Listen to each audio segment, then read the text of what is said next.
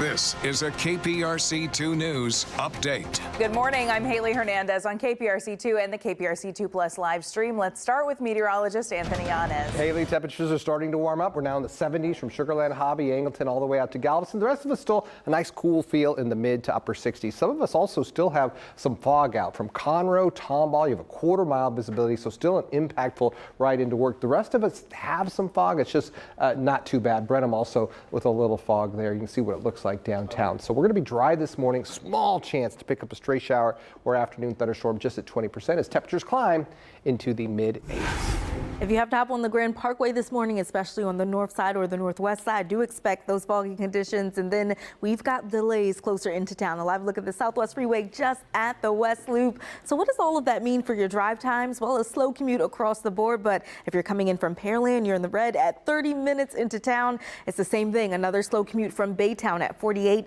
and Katy at about an hour and 2 minutes this morning. All right, thanks, Justina.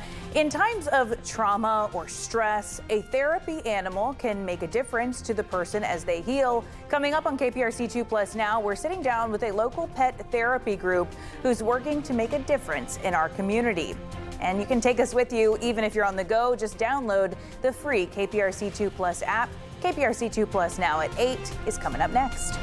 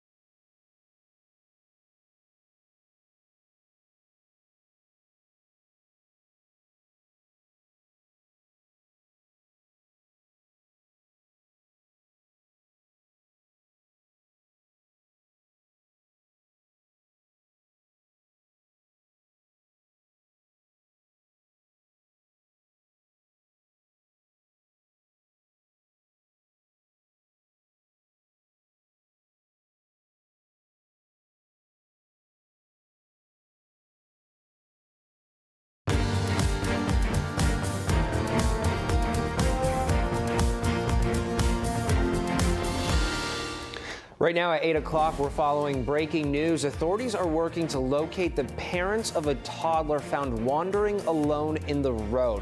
This is a live look at the scene right now. KPRC2 photojournalist Roger Franco is at the scene. This is near Cypress Wood Drive in the Spring area. We're told that child is in the back of that ambulance.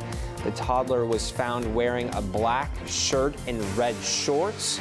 We are working to get more information on this incident, but in the meantime, if you have anything that could help investigators, you're asked to contact the Harris County Precinct 4 Constable's Office.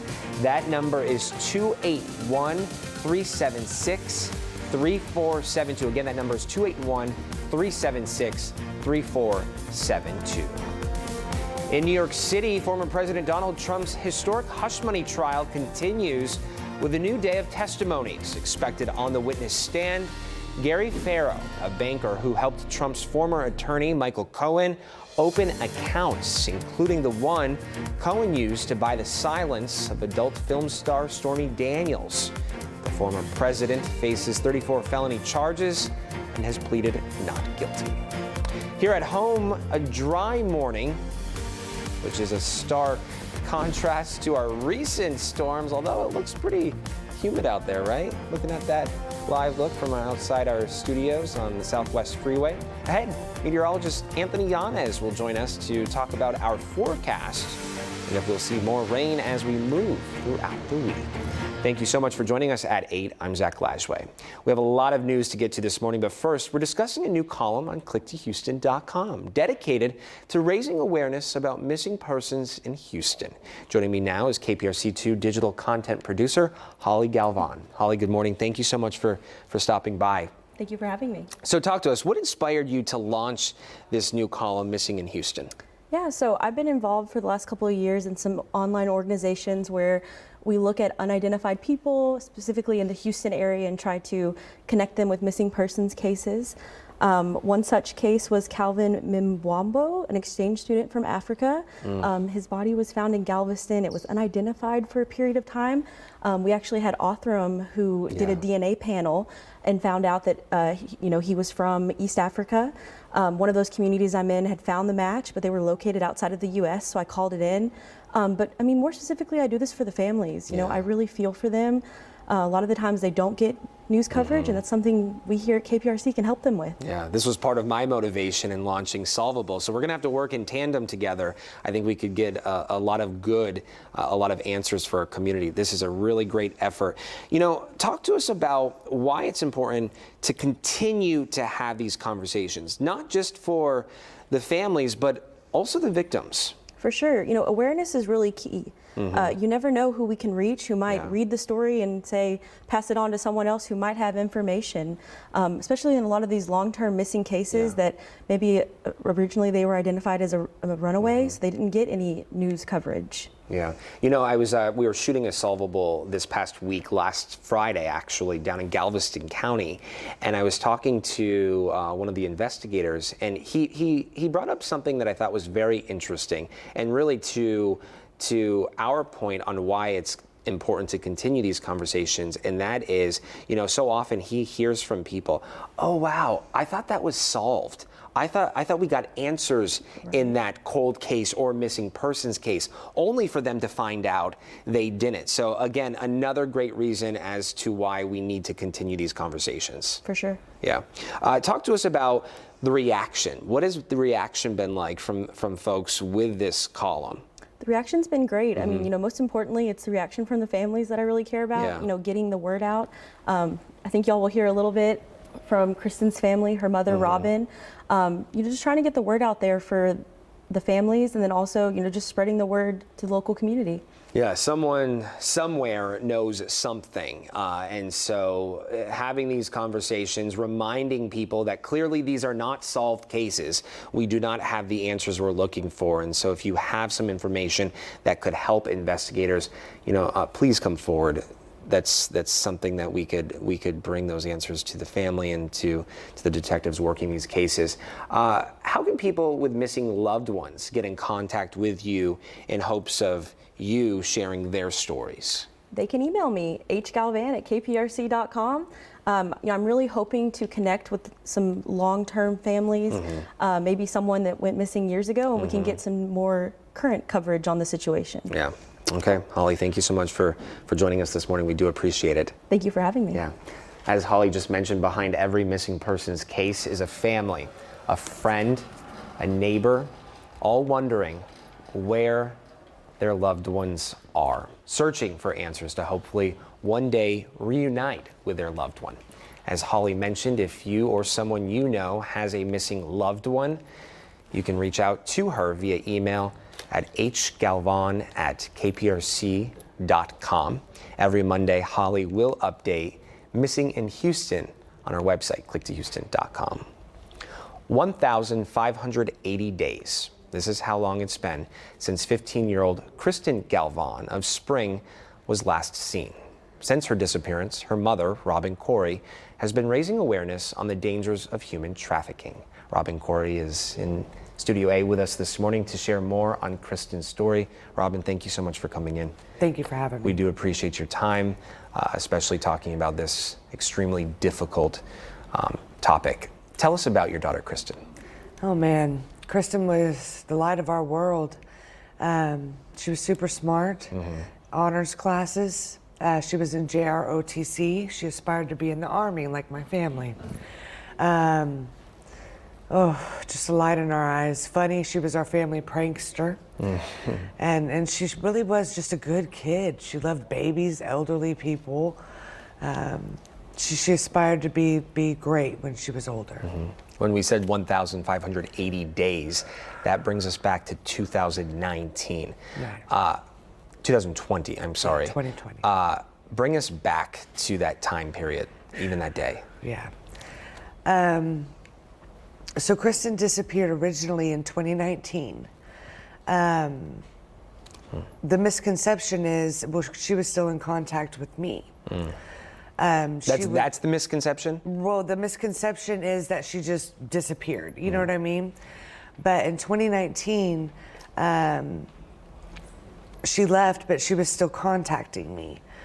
And she met new friends at school full of empty promises. There's actual recruiters for the traffickers in our schools. Are these students? Are these faculty members? Students. Students. Students. Peers. Yes, peers. And Kristen began to hang out with a different crowd, and then I lost all contact with her. That's when I called police, and they listed her as a runaway. Again in 2019. Yes, 2019. And I said, you don't understand. You know, I was that mom. I had the passwords to all her social media. I'd begin ripping it apart. She had befriended a man who was actually FBI's most wanted in 2018. And so, you know, I gave all this information to them. And a week and a half later, HPD calls me, and they had picked her up on Bissonnette Street. Yes. A few blocks away from our station where we're sitting right now. Yes. You know, you talk about being that mom that had all the passwords, was extremely involved, in control of your daughter's life. This has got to be excruciating, especially not having answers. Do you have any more answers today than then?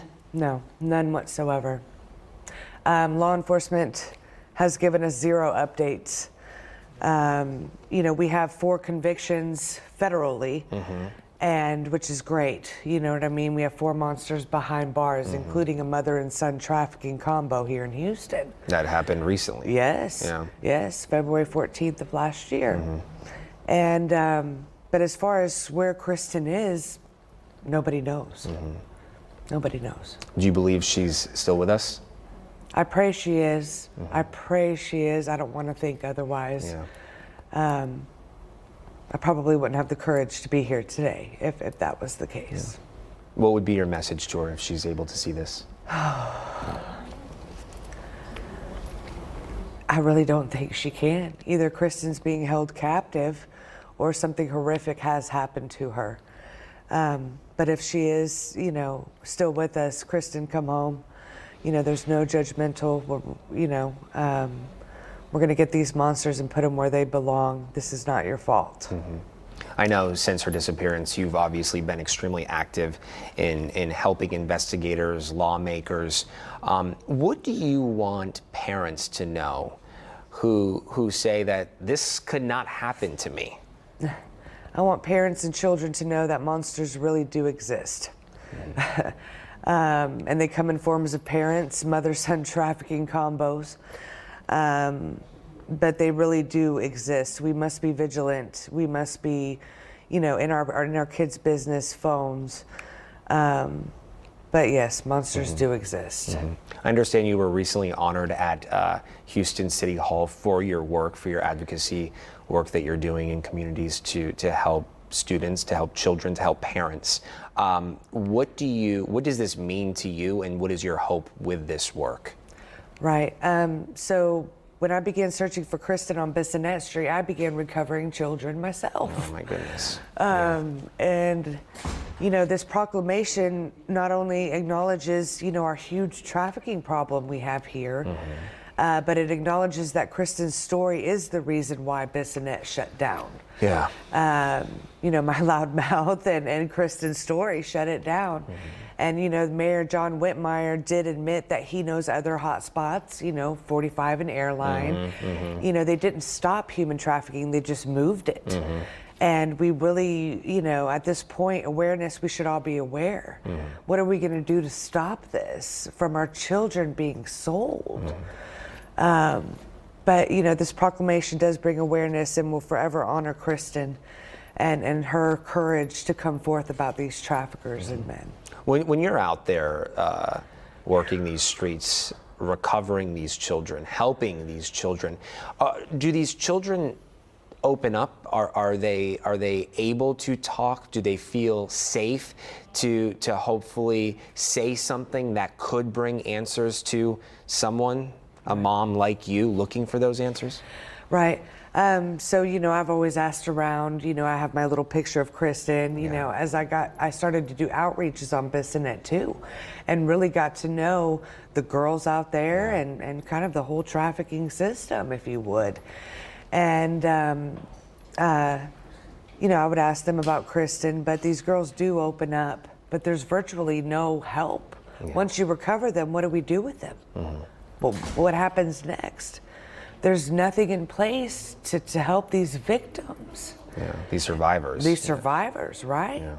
Right, exactly. Surviving such an ordeal, and then, you know, having apparently no space. You know, and that's something. This is truly an epidemic plaguing our community in the state of Texas, and so hopefully we can get answers for you and help for them. For these survivors. We so much appreciate you coming in this morning, Robin. Thank you for your time. Thank you for having me. Absolutely. To read more about Kristen's story, head on over to our website. That's clicktohouston.com. The time is 8:13. We'll be right back.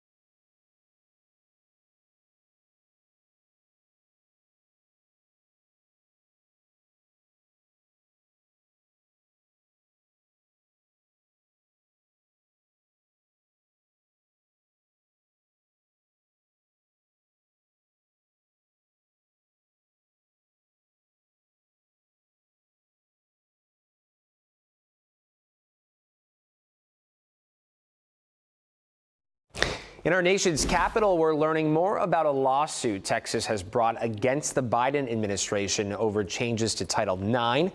Texas Attorney General Ken Paxton argues Title IX protections for LGBTQ plus students is an overreach of the federal government's authority.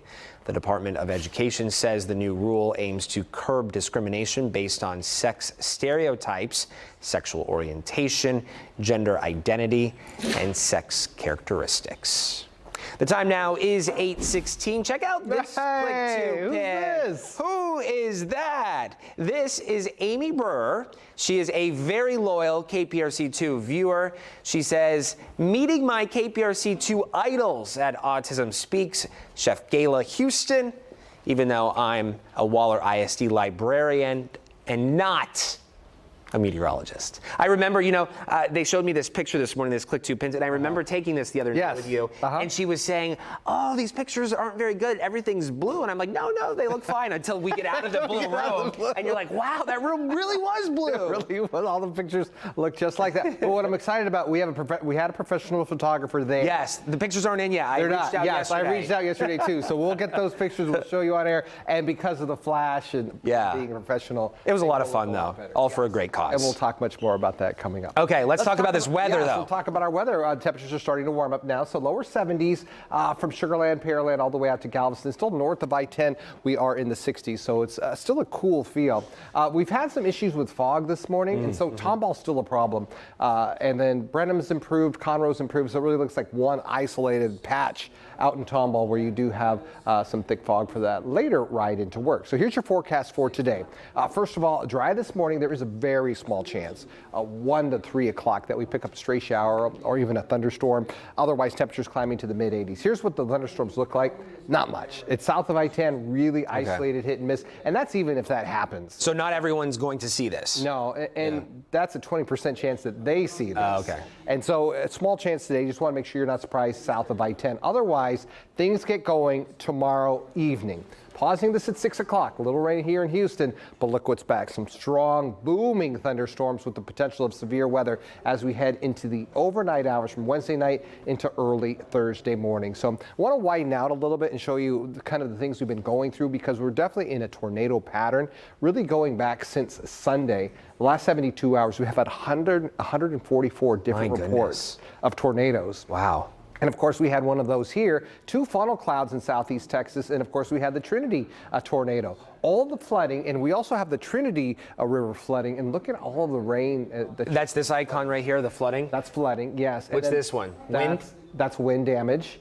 Obviously, flooding. And then you tornado. also, this is not wind damage, but wind gust of 45 to 60 miles per hour. And hail. Yes. Wow, you've got all the elements. Everything. And it all kind of revolved around the Houston area. And by the way, look at the placement of this. Yeah. Watch what happens on Wednesday here with where the storms are going to be. Here we are at 4:30 in the morning, 6:30 in the morning, all the way to 8 o'clock in the morning. You see it's in that same place, north, and then also off to the east. So the same place that really saw the flooding, the wind damage, the winds. Round 2. We've got the same thing, almost the same timing also in the morning time on Thursday. That moves out of here, and then we'll see what happens on Friday, because that's our next round of storms. So when you look at the rain amounts, 1 to 3 inches north of Houston and then off to the east, off to the southwest, there may be some of us who just don't get a thing. So just a heads up, the storm is really going to miss some of us. Hey, thank you. How you doing? Wasn't me. Excuse you, who's that? The severe weather threat for tomorrow night is off to the northwest. The flood threat, well, first of all, this is where the area of low pressure is. The flood threat also extends into southeast Texas tomorrow night, but look at what happens Thursday morning. Oh, yeah. So it's along I-10, that same area. Is this going to interrupt our weekend plans? Let me show you that. Oh, so Friday, small chance of rain. So what are your weekend plans? Saturday morning, there may be some leftover storms. Saturday afternoon, and then Sunday, look dry to me. I'm going camping to a state park up in the Huntsville area. And we planned this because last week, this weekend looked gorgeous. So when are you going? Friday. So you might, night. you might have storms Friday night to Saturday morning. Yeah. But then we get through this pattern and it looks to be a lot better. And hotter also next week. Hotter, yeah. I see 90s back on the map. All right. Okay, thank you very much, Anthony. 8:20, I want to go back to our cameras. This is at Columbia University. You can see the media is set up at West 116th Street. It appears they are getting ready to hear from a law enforcement officer. You can see barricades up. There's a crowd of people across the street. Also across the street, I believe that could be Hamilton Hall. And this is a building, an academic building on the campus. This is Columbia University, where demonstrators, protesters occupied that building overnight. KPRC2, of course, is keeping a very close eye on this story, along with other protests and demonstrations happening across the country, including right here in Texas. So be sure to stay with us throughout the day. We'll be right back.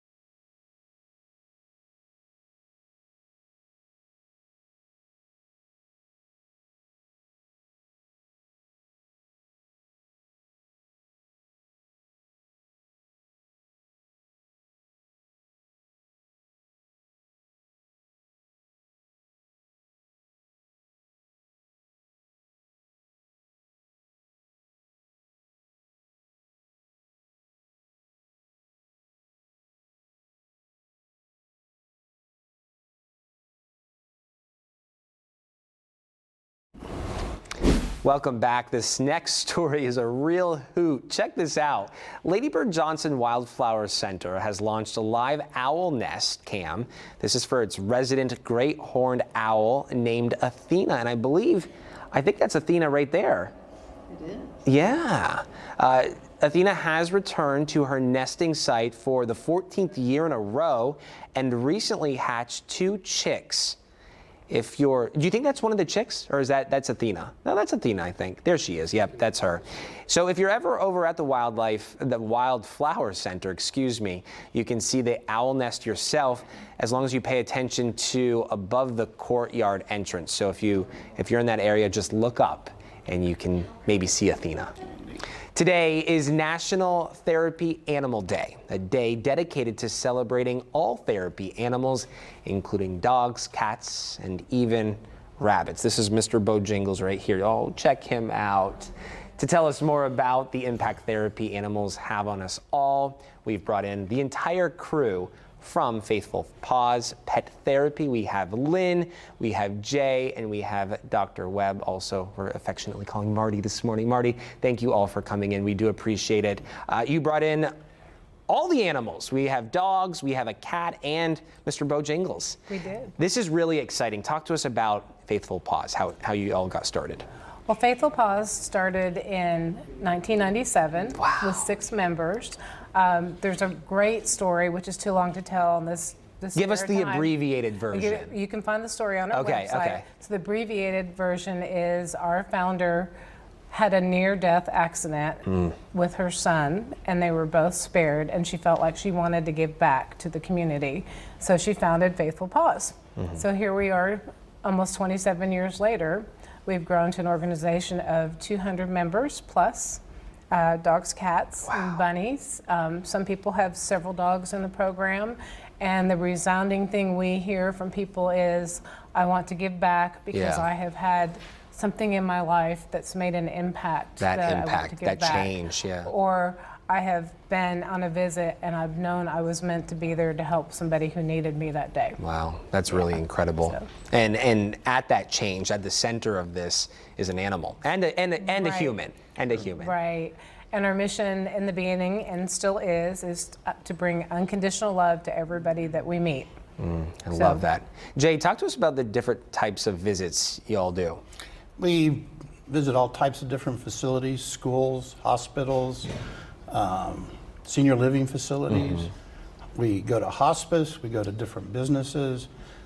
Colleges and universities use a lot of our services during exam week. Oh yeah, that's stress, right? I'd like to think that wherever there's stress, right, stress relief is needed, and that our pet therapy teams can provide that stress relief. I love that. And of course, depending on the environment, the reaction might be a little different. But talk to us about how people light up when they see you come through the doors with an animal. Well, quite often when we arrive at a facility, the first thing you hear is, the dogs are here. Right. And everybody will come out and we go through the therapy program. And what you notice is the smiles. In a senior living facility, you see people thinking back to when they had a dog or a pet. And so it reminds them of that time. The mental health impact is truly tremendous to see, at the end of a visit, the smiles when people leave. We've seen videos of a staff at a hospital when they leave a therapy visit. The staff is so happy. They go back to where they work. And that's contagious. Yeah, absolutely. So they lighten up an entire floor of a hospital by spending 5 minutes with our animals. I love that. We estimate that we probably impact about 15,000 people in the Houston area through all of our visits. We have 120 facilities, and we have about 50 facilities that we do one-time visits to. Wow, that's incredible. For people interested in booking a visit, requesting a visit, how can they go about doing so? We have a website, faithfulpawshouston.org. If you go onto that website, you can fill out an application, complete the application, we'll do a review, we will contact the facility to make sure that we understand all their needs, and then we will be able to set up a therapy visit from there, whether it's ongoing visit where we visit weekly or monthly, or a one-time visit where we come in like at the end of a semester at school.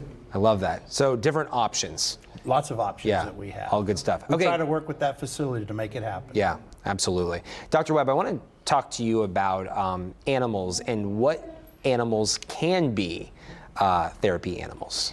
Well, most of our animals are dogs. Of the almost 300 animals in our group, the majority are dogs, but we do have 4 cats and 3 bunnies. Okay. All inclusive.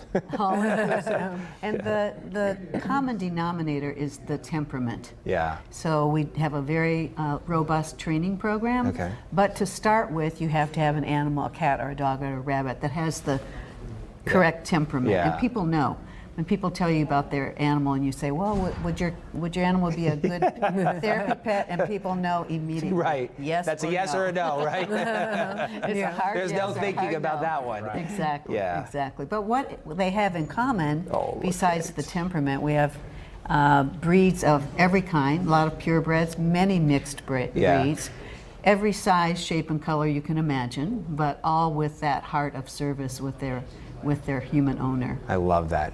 I love that. Okay, talk to us about what the training looks like. So it's a very full training program. We have a professional trainer, Kristen Morgan, who's here with us this morning. It's a series of 5 classes, once a week for 5 weeks.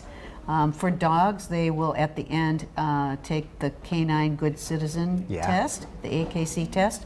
For rabbits and cats, they'll take a temperament test, which is pretty awesome too. For instance, my cat had his tail pulled, his ears pulled, got passed to 6 different people, had to be alone without me for 3 minutes, and looked up and said, give me something hard. Yeah. Back in 2016, I have a St. Bernard. He's going to be 12 this July. And back in, he really can't walk. He has a neurodegenerative condition.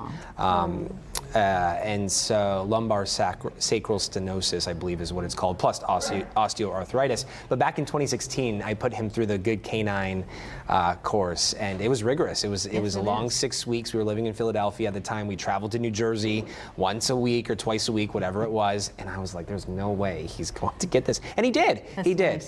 But it really is. It's a wonderful thing for our animals to be able to participate in.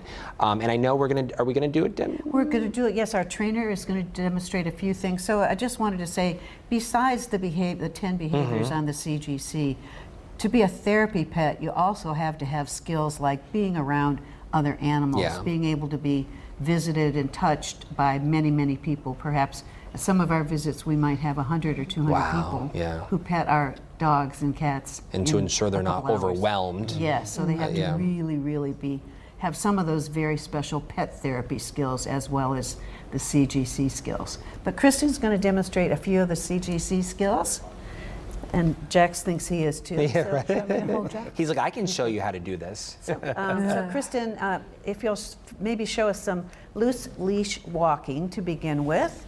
You want your dog to be able to follow beside you.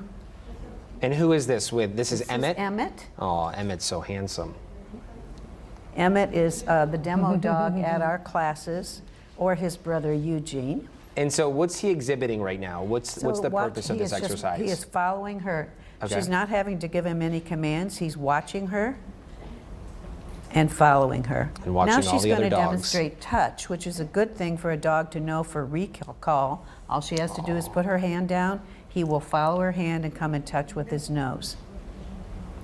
Another important skill for a therapy dog to know is watch me. There's all kinds of instances on complicated visits where you want your dog to be absolutely locked onto you. So watch the signal she's giving him to watch me. And he will do that regardless of what the extenuating circumstances are. Another really important command is leave it. So she's got a very delectable treat in her hand, and she's telling him leave it. If you'll notice, he's not even looking at it. Yeah. And that he would love to have that treat. I'm sure. Very nice. Thank you, Kristen. That's really incredible. The leave it's probably the most important command because there can be things on the floor that Of the course. dogs Very shouldn't tempting, eat. yeah. Very tempting, and Talk to us about people looking to get their pet certified or to get involved in the work that you do. How can they go about doing so? They go to our website. There's an application. It will ask you a lot about your pet, why you want to get involved, a little bit of the history, and then Lynn will give you a call and interview you to see if it feels like it's a good fit. Good fit. Yeah. And then get you signed up for our next class or the class after that. The classes fill rather quickly. Yeah. and we're currently completing a class, and the next class will start in June. Okay. So you have some time to get prepared, but you want to sign up almost immediately to make sure that you do have a spot. Yeah, faithfulpawshouston.org. Okay. And we'll make that very easy for you. We'll put all that information inside this article on our website, clicktohouston.com. Jay, thank you very much for everybody coming in this morning. Lynn and Dr. Webb also, and all of the four-legged friends you brought with you, including Mr. Bojingles, who I think is still with us. Yes, he is. He's napping. He's napping. He's sleeping through this segment. Thank you again all very much. Thank you. Thanks for having us. If you want to show us your fur babies, just head on over to click2pins.com. There you can share pictures with us, videos with us, and you might see them during a newscast, pop up during a newscast. It is 8:36. We'll be right back.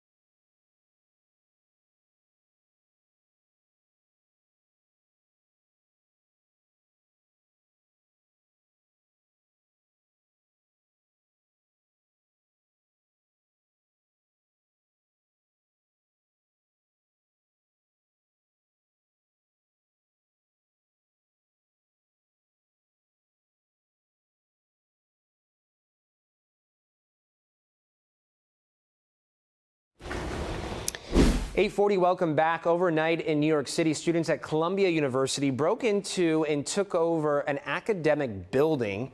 This is Hamilton Hall in protest of Israel's war in Gaza. Meanwhile, the university is facing a lawsuit from a student who says the campus is no longer safe for Jewish students.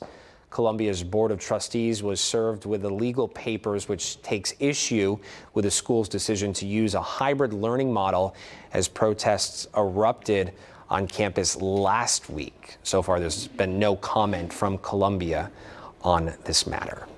Here in the Lone Star State, at least 40 people were arrested at UT, again during pro-Palestinian protest, this also on campus. Several others received medical attention because of heat-related illnesses. Demonstrators described the protest as peaceful, but when UT police and state troopers ordered the group to leave and move into dismantle the encampment, apparently this is when demonstrators resisted. You can see that video on your screen. Organizers say the goal of the demonstration is to show solidarity with Palestinian people, and they reject claims the protests are anti-Semitic. Loved ones of deceased patients from Memorial Hermann will give an update later today about the case against the doctor accused of altering the donor list. This comes after Dr. John Bynan allegedly altered the donor acceptance criteria. This was a list for liver and kidney patients at that hospital. One family filed a temporary restraining order against the doctor, worried he might destroy evidence while the investigation is ongoing. This will take place at the Lyric Tower. This is in downtown Houston in less than 20 minutes. This starts at 9.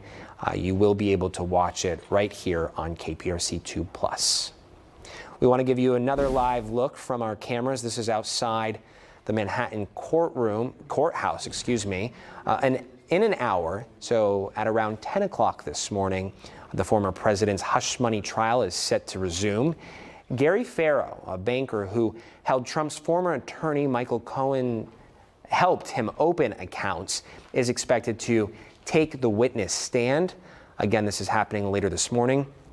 Be sure to stick with KPRC2 to bring you the latest developments in this trial. We'll be right back.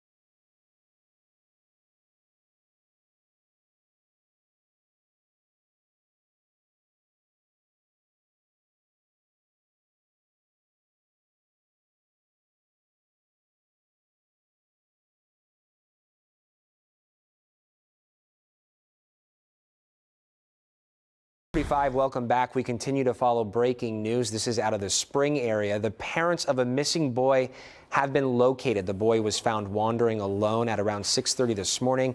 This was near Cypress Wood Drive in the Breckenridge Forest area. We have a photographer there headed to the scene to get more information. We, of course, will keep you updated throughout the morning right here on KPRC2+. It is Tuesday morning, and in case you haven't noticed, the last 2 weeks have been a little different. That's because of this guy. You were MIA, missing in action. I was. But you were enjoying some much-needed time off. How was it? It was wonderful. Yeah. I missed you, buddy. I missed you, too. I missed you. I'm glad to have you back. It's only appropriate when you're not here. Pop-Off also has to take a little break. A little bit. Yeah. But you understand, Zach, this is an important segment. We're sorry we took off. We're sorry because obviously we are examining tax dollars that are being spent in the city of Houston. We've been doing this now for more than a year. More than a year. Our baby is now officially like a year old, maybe what, 13 months, 14 months old? About a year. About a year. But we're examining these tax dollars because they get approved every single week at City Hall. And they're your tax dollars. And we try to hold people accountable saying, does this make sense? Does it not make sense? Yeah. That's what we do. So I want to talk to you. You're extremely observant, right? I try to be. Talk to us about trends that you're seeing with the agendas, and what are we looking at this week? I'm going to tell you the first one that stands out, okay? Last week, we were done by about 10:20ish. Wait. 10:20 in the morning. They start at 9 a.m. Yeah. They were done at 10:20. That's less than 90 minutes. Just about. My photographer, and they had a lot of agenda items. My photographer and I, John Hill, he's my partner. We always work together on these type of stories. We just kind of looked at each other going, Were you on time? What's going on? Were you on time? We got there at 9:15. Okay. So you got to rush That's on down. time for Mario. Yeah, but I mean, but here's the change that we're noticing. I know, that's fast. They're That's getting through these wicked fast. quickly. And in the past, it wasn't uncommon. We'd go until about 11:15, 11:30. Yeah. And now, granted, the new mayor, I don't know if he's not any new anymore. He's been there for like 4 months. The mayor, he's had some that have gone long, but not too many. Okay. Talk to us about what you're noticing this week. Okay, sir. here we're going to start right. Public Works, well, they're back in the news. Multiple agenda items, and we're going to begin with number 10, recommendation from Director of Houston Public Works for approval of final contract amount, Zach, of $4.2 million and a little bit of change here. Acceptance of work on contract with PM Construction and Rehab, LLC DBA IPR South Central for, we forgot the R there, guys. That's supposed to be an R. For wastewater collection system rehabilitation and renewal, okay? That's what we're looking at for this week. Yeah, so what does this mean? What are we doing with this amount? $4.2 million? Yeah, okay, the focus here is really simple. Okay, this is what it comes down to. This is to replace various neighborhood collection systems that are not getting the job done. And the purpose is to reduce the sanitary sewer overflows. Oh, yeah. You know, you got to make sure that stuff's clean. Nobody wants. You got to make sure that that overflow is completely cleaned out. And one thing about this, and this is what Houstonians should like, okay? The $4.2 million that we're talking about here is actually 9% under the original contract amount. That's another trend we've been noticing. I love seeing that percentage where it's either it's 2% more, we take responsibility, or it's 9%. Gives you that perspective. Right, exactly. Okay, what else do you have, sir? Agenda item number 11, recommendation from the Director of Houston Public Works for approval of final contract amount, again, just over $4 million, and acceptance with our work with R. Miranda Trucking and Construction for citywide work orders for Council District Service Fund projects that have taken place. These projects are already complete, but it consisted of reconstruction of sidewalks. We know there's a lot of those. Curbs, ramps, replacement of damaged concrete pavement panels, overlaid, deteriorated asphalt. I mean, there's a lot of stuff going on with the roads. Pavement services. It basically handled this area. There's a lot more to this, obviously, but that was the focus here. But money spent, and the project was completed according to the agenda backup, which is what they provide you to understand what's going on with these city council agenda items. Okay. So I feel, Mario, like we're missing something or someone. We're back, and I'm already exhausted. You take a break, you gotta get on the treadmill and work on these things, you know? So you are, you're all right, beat, but we you're are missing something. Yeah, or someone. I feel like if I hear you. Public Let's works, bring her in. Bring her in. Here she is, Drum Amy roll. Davis. Yeah. And we have to bring Amy in because of what happened. This is a 2 for Tuesday. Yeah, it is. This is a 2 for Tuesday with regards to investigates. But we want to drill down on something. What is that, Zach? Yeah, it's a big story, obviously, that we've been following since last week. You broke it. Talk to us about the departure of former director Carol Haddock. Yeah, Wednesday afternoon. First, I got email from a Public Works employee that said, hey, we just got this. And it was the message from Carol Haddock letting them all know that she had submitted her resignation. She was moving on to pursue something else. She doesn't say what. And, you know, it all happened very quickly within just a short amount of time. The mayor alerted council. Right. Yeah, I mean, we know that her notice to the mayor was the same day. Everything happened last Wednesday afternoon. And the reason we're bringing Amy in, for people to understand, if you haven't seen it, where have you been? I mean, she has been covering all over this Public Works like there's no tomorrow. Kudos to you for that. But this was abrupt. It was somewhat unexpected. It was unexpected because it was just the very beginning of April when the mayor held a news conference and allowed Director Haddock to be there and say, okay, this is our water bill improvement plan. And I said at that news conference, I had some questions for her because she hasn't sat down to talk with us in more than a year. I was like, so why did you say this last year? Now you're saying this. And he was like, we're not going to do that here. And I said, we're not going to hold her accountable? And he was like, no, not today. Well, let me ask you this. From what you're hearing from your sources, and you're very well connected inside City Hall with regards to this subject matter, was this a resignation or was this a termination? So I do know that Carol Haddock she's worked for almost 19 years for the City of Houston Public Works. She was very close to being able to take her full retirement. She did not make it there. So she resigned. She did not retire, and I think that says a lot. And the reason why I asked that, Zach, is because you remember Mario Diaz, the airport director? No relation to no relation, right? Well, when he resigned, it was an abrupt resignation, and then I spoke to the mayor about it at City Hall, and Mayor Whitmire. That time, I asked him, I said, well, you know, he resigned. And he goes, well, if he wants to call it that. I mean, he said that on camera, and he was chuckling. That's why we asked, was this a resignation? And because there's a lot of Houstonians that were saying, why is she not gone on day one? Right, yeah. I think it says a lot, and my sources say that it says a lot that she was not allowed to work until October, which is right around the corner, for her full retirement. Full retirement, yeah. So she resigned, she turned in her resignation. So, Amy, speaking of Houstonians, they're at the heart of this. Where does this leave Public Works? So he has appointed an interim director of Public Works, who is a city engineer, Randy Smith, that's been with Public Works. And then Randy Mackay has been the chief operating officer at Public Works for a couple years now. And so then he stays there. And then I hear a national search they're talking about as well for this? They say they're going to look, they're working now to find a permanent replacement. That's just an interim. Replacement. Well, heck, we're the energy capital of the world. We got a whole bunch of refineries out there. I'm sure there's somebody out there that can work these qualified, pipes. Right? I mean, think about it. You have all these corporations spending billions of dollars in our state. I'm sure there's somebody that can understand, say, hey, let's do this, because you're going to need that corporate partnership in terms of finding that right person down the road here. Exactly. So with this water bill improvement plan that they already started, it's really just now getting started. A lot of people haven't seen those very first bills that are based on this whole plan where they set your usage up. And so I've been checking. Hey, real fast, again, credit to Amy. Yes. She did a great job. The entire Investigates team. And it's what we do all the time. Yeah. It's what we do all the time. You know,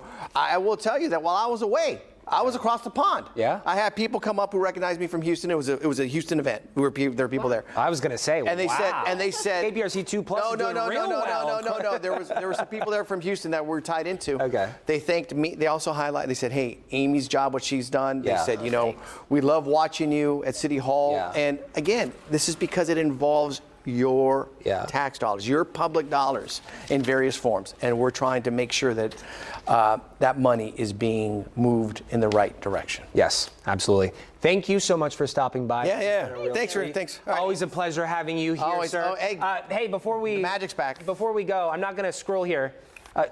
Give them your. That's right. All right. If you information. want to get in touch with us, watch this. Amy, watch he this. loves this because every week. Now I'm going to get this one right. mdiaz@kprc.com. And if you want to get in touch with Amy, it's going to be adavis@kprc.com. And this is Zlajwe at kprc.com if you're wondering. Hey, I'm getting it down. It took you me about are, a year. yeah, I like it. All right. It's in the prompter, but I like it. It's good progress. Good to see you, brother. Thank you, sir. Thanks, yes. A busy morning ahead for us at KPRC 2. This is a live look inside our newsroom. You can see Kendall Turner, the 10 o'clock producer, getting her show ready. Matt Antonitis. Yeah, he Matt. produces The Noon. Yeah, Matt Antonitis. Love yeah. I love Kendall. Yeah, they're working hard to get you caught up on today's big stories. You see the peacock in the image? Yeah, See the peacock? that's in our news director's office. There's Robert Arnold walking by. Yeah, look, and there's Faith Braverman. Yeah. Someone had a birthday. Packed house. Packed house. Okay, we're going to take a quick break. We'll see you back here in just a moment. Thank you.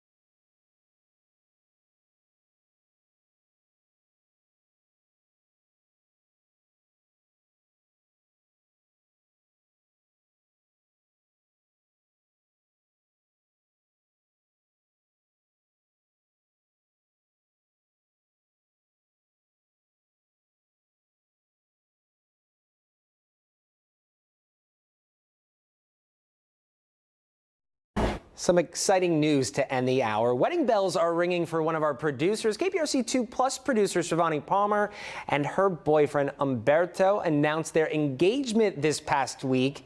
The engagement happened during a recent trip to Canada, Banff. Check out that photo and check out that rock. Oh my goodness, absolutely stunning. Congratulations, Shivani, to you and your future husband. Thank you so much for joining us at 8. We'll see you back here in a few minutes for the news at 9.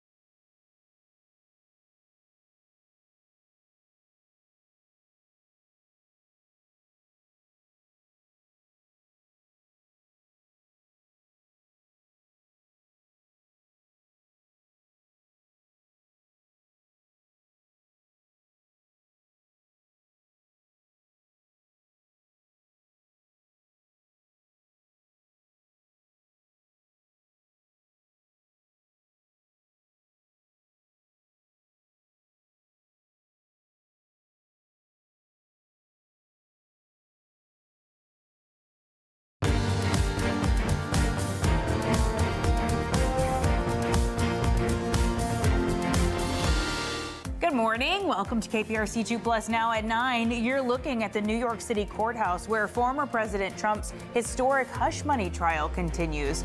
Trump is accused of an illegal scheme to influence the 2016 presidential campaign by burying negative stories. Donald Trump's son, Eric Trump, is attending the trial today, and this is the first time a member of the Trump family will be there. We also have an update to some breaking news from this morning out of the Spring area. Authorities were working to locate the parents of a toddler who was found wandering alone in the road. Yeah, and in the last 10 minutes, we learned that parents have been located. The boy was found wandering alone at around 6:30 this morning. At this time, we don't know if those parents will be facing any charges. We really are not sure of the circumstances surrounding this incident, but we, of course, will continue to follow it and bring you the very latest throughout the day. Thank you so much for joining us at 9. I'm Zach Lashway. And I'm Haley Hernandez. This morning, we're learning more about the storms that hit our region Sunday night going into Monday morning. If you felt like they were intense, the National Weather Service agrees with you. Yeah, confirmed the Trinity County area was hit by an EF1 tornado. Many homeowners in that area are dealing with damage to their homes and cars, and so the cleanup process there continues. Yeah. So to learn more about what causes these kinds of weather patterns, meteorologist Justin Stapleton. Hey, so good morning, guys. They're saying that this was a tornado, which sometimes we're in limbo about when we go on air live with these things. Like we haven't had, the clarification yet, but now we know for sure that a tornado hit. Yeah, it definitely was.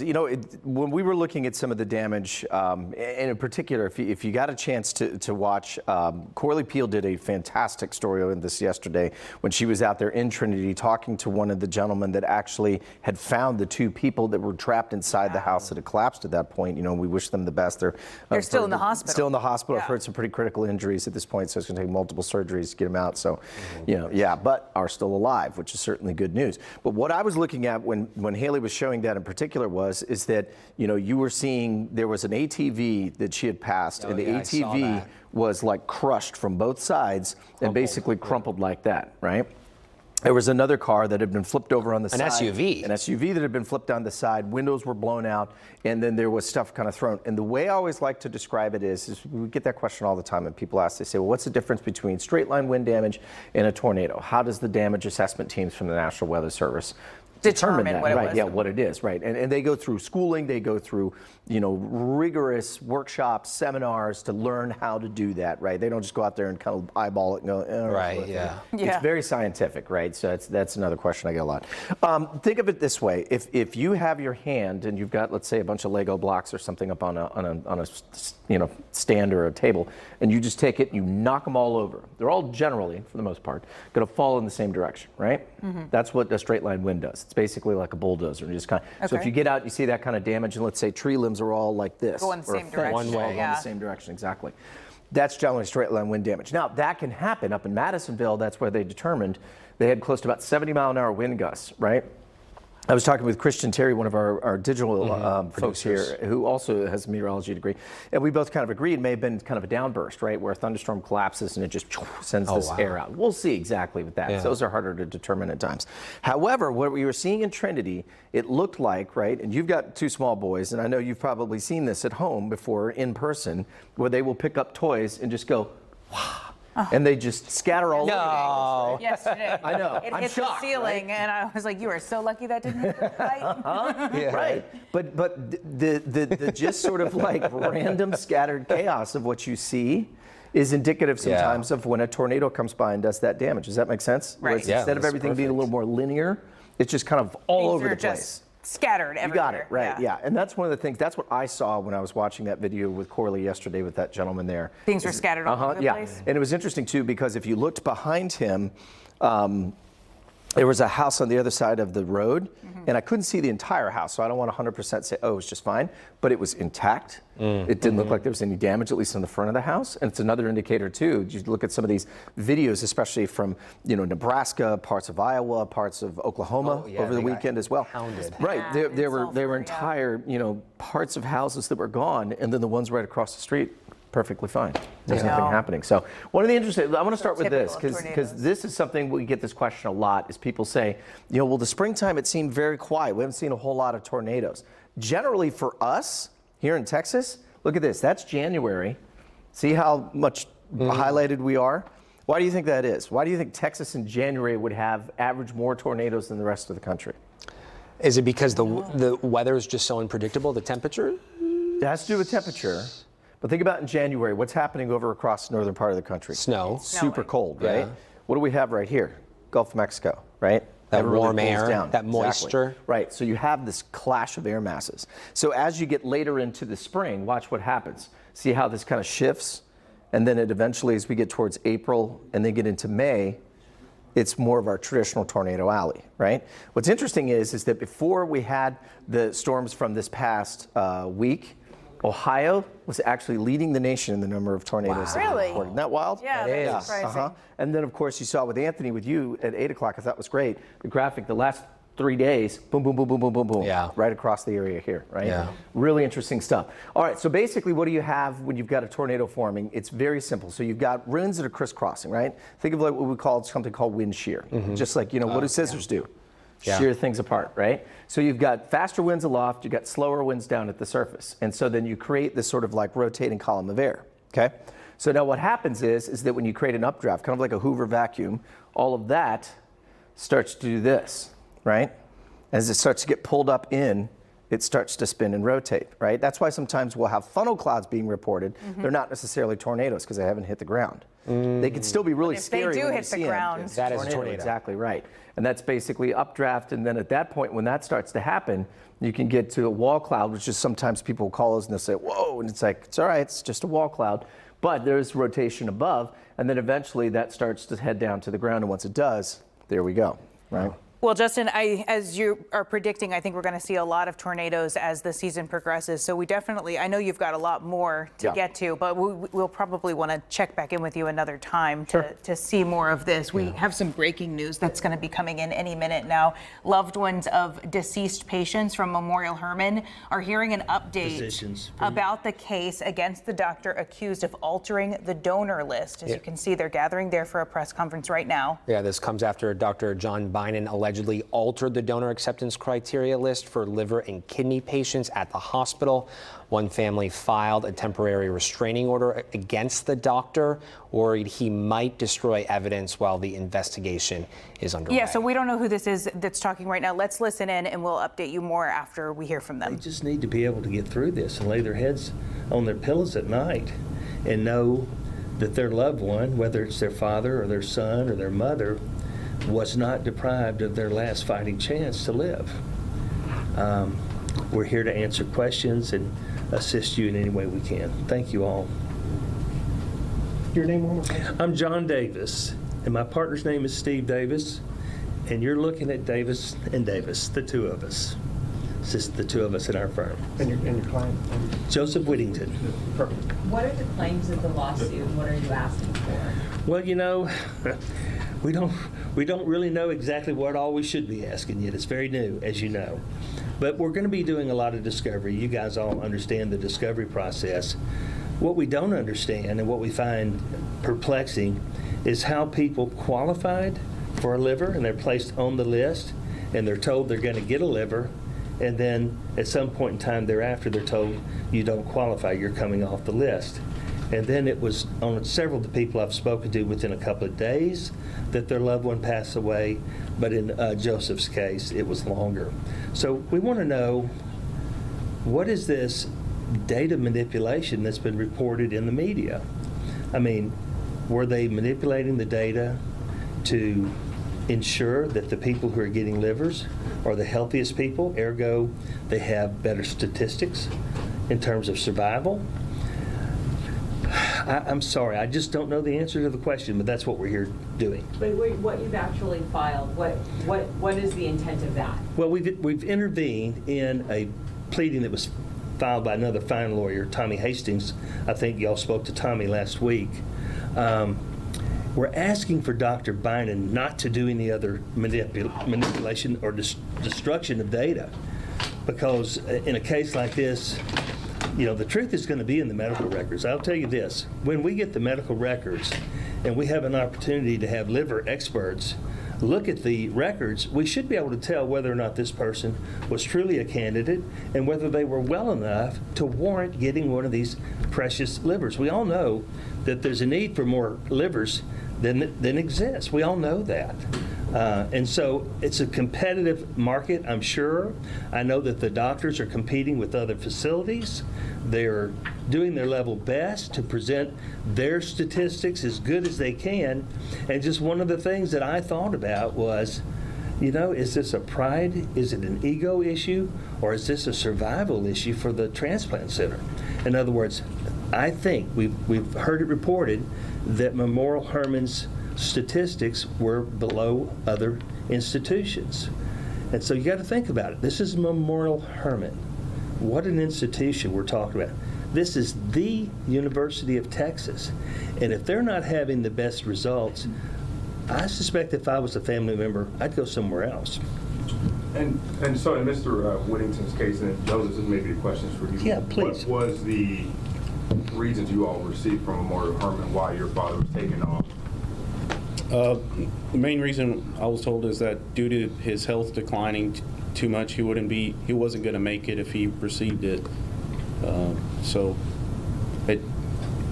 He made a turn for the worst right after they told him no in front of him. So it really didn't make any sense for the whole family just to say, why you got to be so sick to get a liver, but then now he's too sick to get a liver. So. Can you tell us more about your dad, and his health issues that he faced? Yeah, he had non-alcoholic cirrhosis of the liver. He was just a family guy that just always tried to do the right thing, and it really hurt to have some hope when he was on the list and then him getting taken off not too long after. When did your dad get on the list? It was early 23. Early 2023, then roughly how long did it take for him to come off that list? Probably mid to the end. He was on it for like 2 months? I don't know exactly, but right around there, yeah. What was it like for you when you first started reading articles? It just made me really upset because I kind of felt like they weren't giving them the right treatment to begin with, and then this just confirmed my suspicion of that. And I think Answer was just asking you as well, what do you hope now happens? I hope we find the truth out, first of all, and then it'd be nice for my mother to get some help because she lost her, provider. She's never really worked, took care of all his kids. We had 5 kids, so he was the sole provider for most of the time, and now she has no health care due to the cost. Once he's passed, it shot up more than double. And your dad was how old when he? 64. Was your dad anytime rejected, or just one time that they said no, you're not eligible? Before he was too healthy when he was at UTMB due to his MEL score, and then when he transferred to Memorial, he was actually got it within that range, and that he was rejected after that, even though he went to multiple tests. I think it's interesting to know too.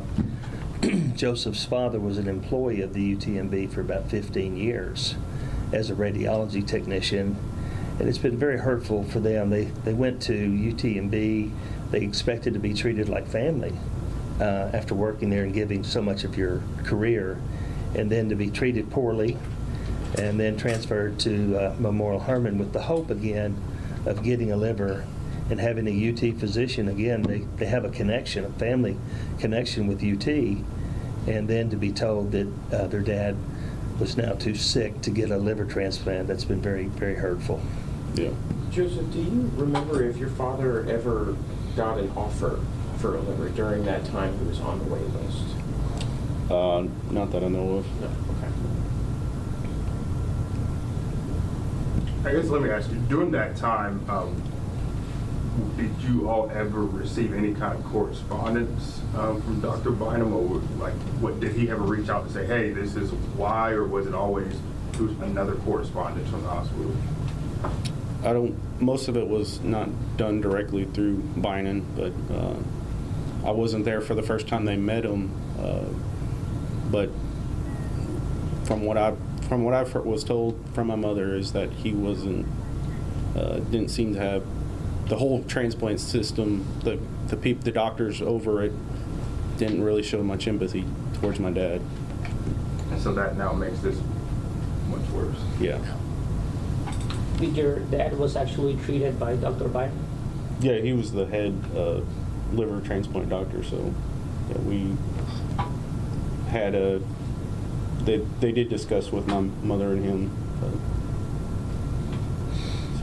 And how do you feel about some other families that have come up?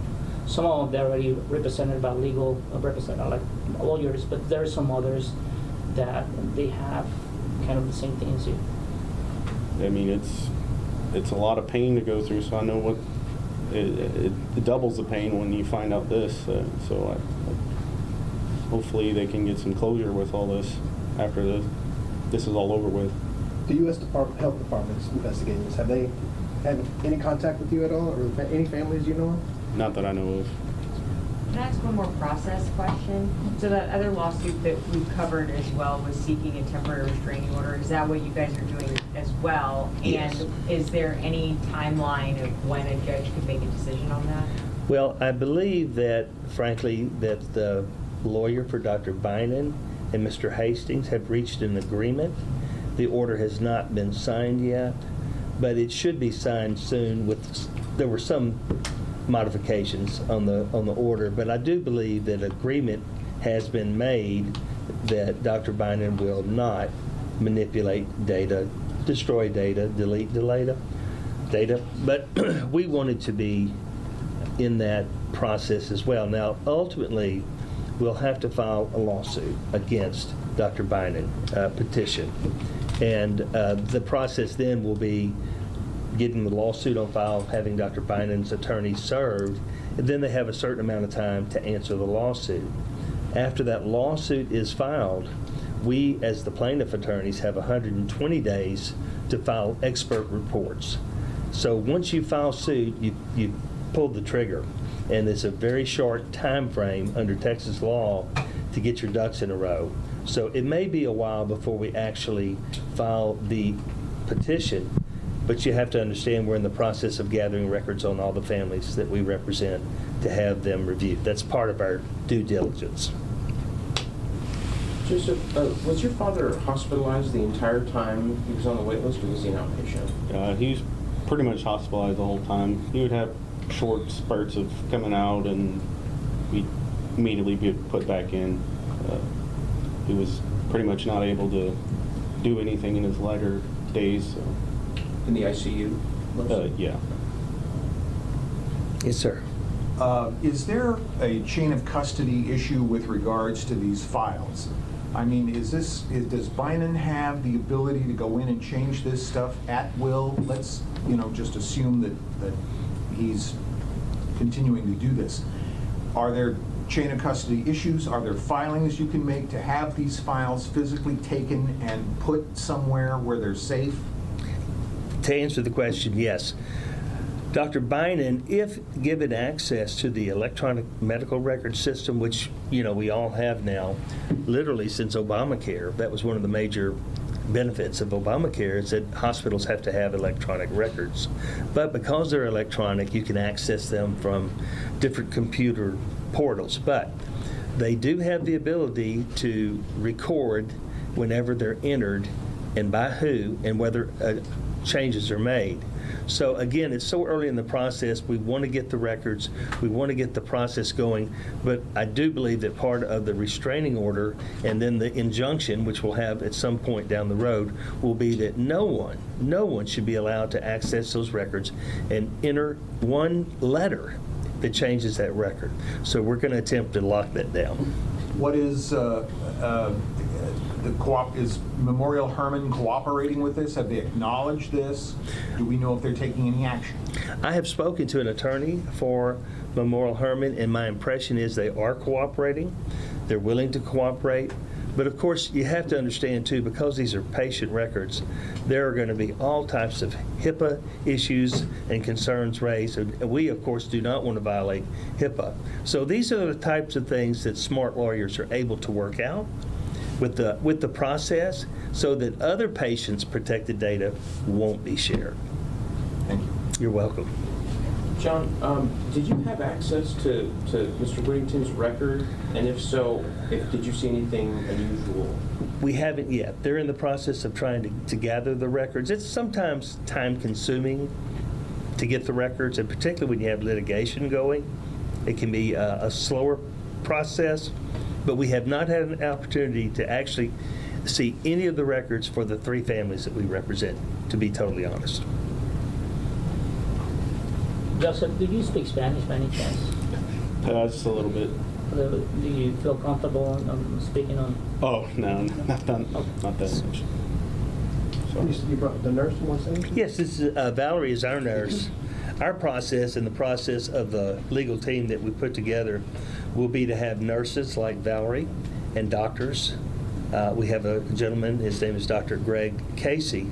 They're our full-time consultants. Because Steve and I are lawyers, we're not medical people, we have to rely on people like Valerie. And Valerie is a very skilled, gifted nurse, but even better than that, she has learned the medical legal forensics. And Valerie will be an integral part of the team that's helping me understand these things. Yeah, so my job is to go through the medical records in great detail and look at the criteria for transplantation and the decisions that were made against transplantation, and communicate that with the lawyers and work with medical experts and develop cases. That's right. It's a team effort. It's a team effort. And as I mentioned, there are at least 4 or 5 firms that are now involved in this. We're going to have a Zoom meeting either tomorrow or Thursday, and we're going to try to coordinate the effort so that there's no duplication of the effort. It's also an opportunity to share information and ideas, and also to keep expenses down for our clients. Ultimately, if we prevail, the expenses are paid by the clients. So we can save money by having this joint effort. When you say there's 4 or 5 firms, Yes, sir. is they representing more They family do. members? They do. To my understanding, Mr. Hastings may have 12 families already. I think that the press conference that he gave was excellent way of communicating to people, hey, this is out there and there are people willing to help. I know that there's a Sean Tracy involved, there's a Linda Thomas involved, and there are others. And I understand that many are communicating with Tommy directly, other lawyers, which is good. So the word is out that there is a group of guys and ladies who are out there trying to help people on this issue. Do you have a number of total families there? I think it's about 18 already, yeah. At least 18. And my suspicion, again, not knowing for sure, there's a lot more. John, just to clarify, this action today is on behalf of the Whittington family, but you have 2 other families that you've retained? I do, and for their own privacy reasons, they just weren't ready today to be out in the public about this. I can tell you that one of the family members is a dear friend of mine I've known for a long, long time. I went through his son being ill with him day by day. I went through him being at Memorial Hermann trying to get a transplant, and I knew when he died. And when I talked to his father about 2 weeks ago, he was so much more distraught than he had ever been during the entire process, including his son's death. And like I say, devastated is the word that comes to mind, but that's just not adequate to describe the state that he and his wife are in.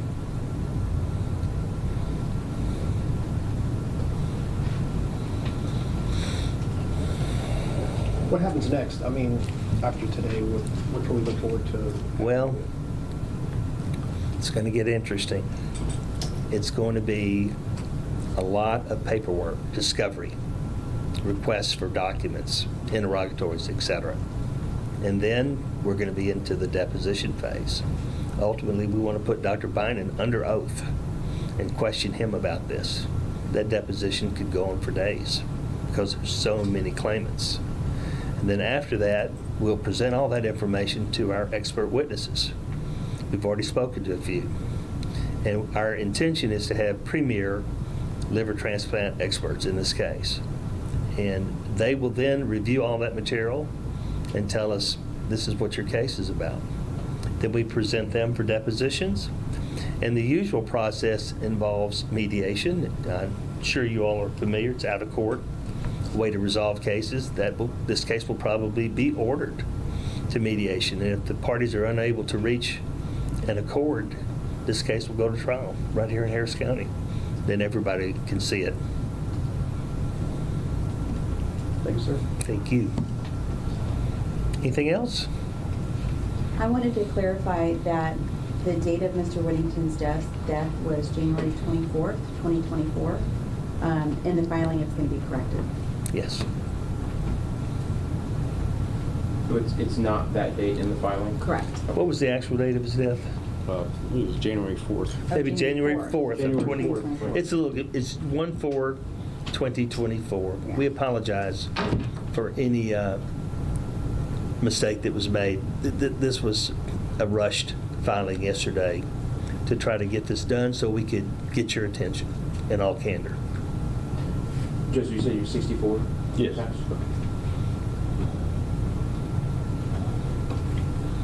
Thanks. Thank you all very much. Cannot tell you how much we appreciate this today. Thank you. Good luck, sir. Thank you all. All right, so you are hearing from one of the families who had a relative die while waiting for a liver transplant. That relative was a patient of Dr. Bynum, the doctor from UT Health who is accused of altering the criteria on the donor transplant list. Yeah, that was the gentleman's father, who has since passed a long time medical personnel, a radio tech, I believe is what they said, a radiology tech. He passed in January. My question that we tried to pass along to him was, what specific evidence does he have to think that he's actually a victim of these accusations? And basically, I was asking, did the U.S. Health Department contact you that your file was tampered with? And he said no, he hasn't heard from them. So what we're hearing so far from these patients who are coming forward with lawsuits is patients who say that they got a bad feeling when 1 minute they were healthy enough for a transplant and the next they were too sick for a transplant. When in reality, you know, the way that liver failure works is you're going to deteriorate as you wait for a donor. So it's just really unclear what is happening with this investigation. We know that the U.S. Department of Health is there inside of the hospital gathering details, trying to get information. Memorial Hermann says that they have done that they are doing an internal investigation. UT Health, I'll just read it directly to you because I emailed them earlier. I asked them if they had any comment, and is Dr. Bynum still working at the hospital? They wrote back, UT Health Houston does not comment on pending litigation. I said, is Dr. Bynum still working with patients? That's not part of a lawsuit. And they said, we are not commenting except to confirm that he's an employee. Okay. And my question to you during all of this was, has there been any clarity as to how many people could potentially be impacted? That's still the big question. Yeah, I think that's still to be determined because they're trying to figure out if anybody's records were tampered with and then how many, right? But all we know right now is how many people were involved in their kidney and liver programs. And right now, all we know is that the federal website tells us that it was about 374 patients combined in both programs. So that meant people were dispersed. That doesn't mean that people necessarily died waiting for an organ. It's just how many people were involved in their program at the time. Okay.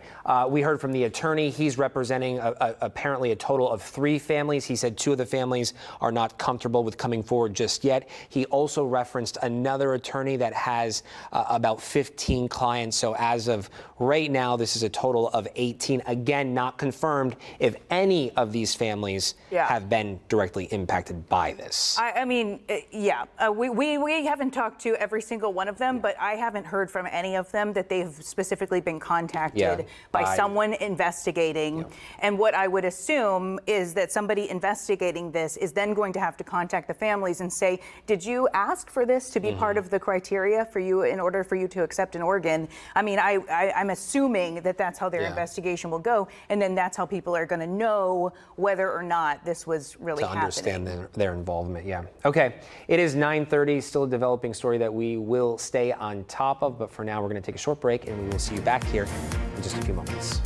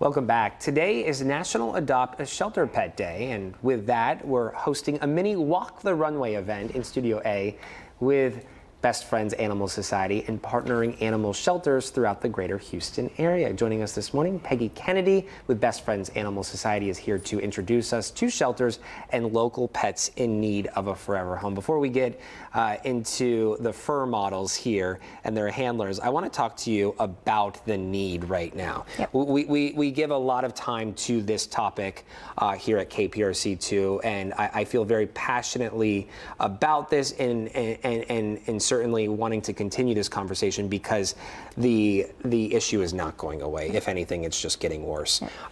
What is the need right now when it comes to stray pets, overcrowding, overpopulation inside shelters? Right.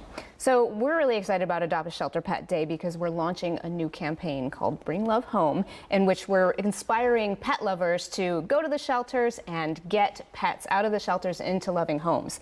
It's a critical time for this because adoption rates have been declining for the last 5 years, and it's because people are going to breeders and puppy mills or pet stores to buy their pets.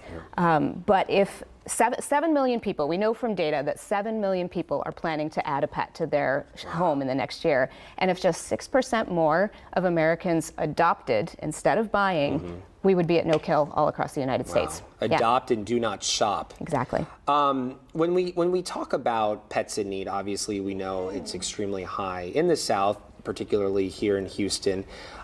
There are other ways folks can get involved. Obviously, the gold standard is to adopt, right? But if you're not able to open your home, open your heart, you certainly can foster, you can donate. Talk to us about other ways people can get involved. Yeah, so fostering is a great way to get involved, especially if you're someone who travels a lot and you're like, I can't commit to a pet, but I'd love to have one here during the times when I'm at home.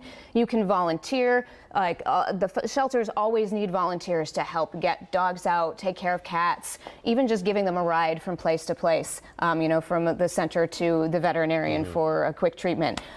You can also volunteer from home. A lot of shelters need help with social media or just taking photographs and things like that. There's so many ways to get involved. And if you can't do that, you can always donate. Yeah, donate, or even whether that's money or your time, going down to a shelter.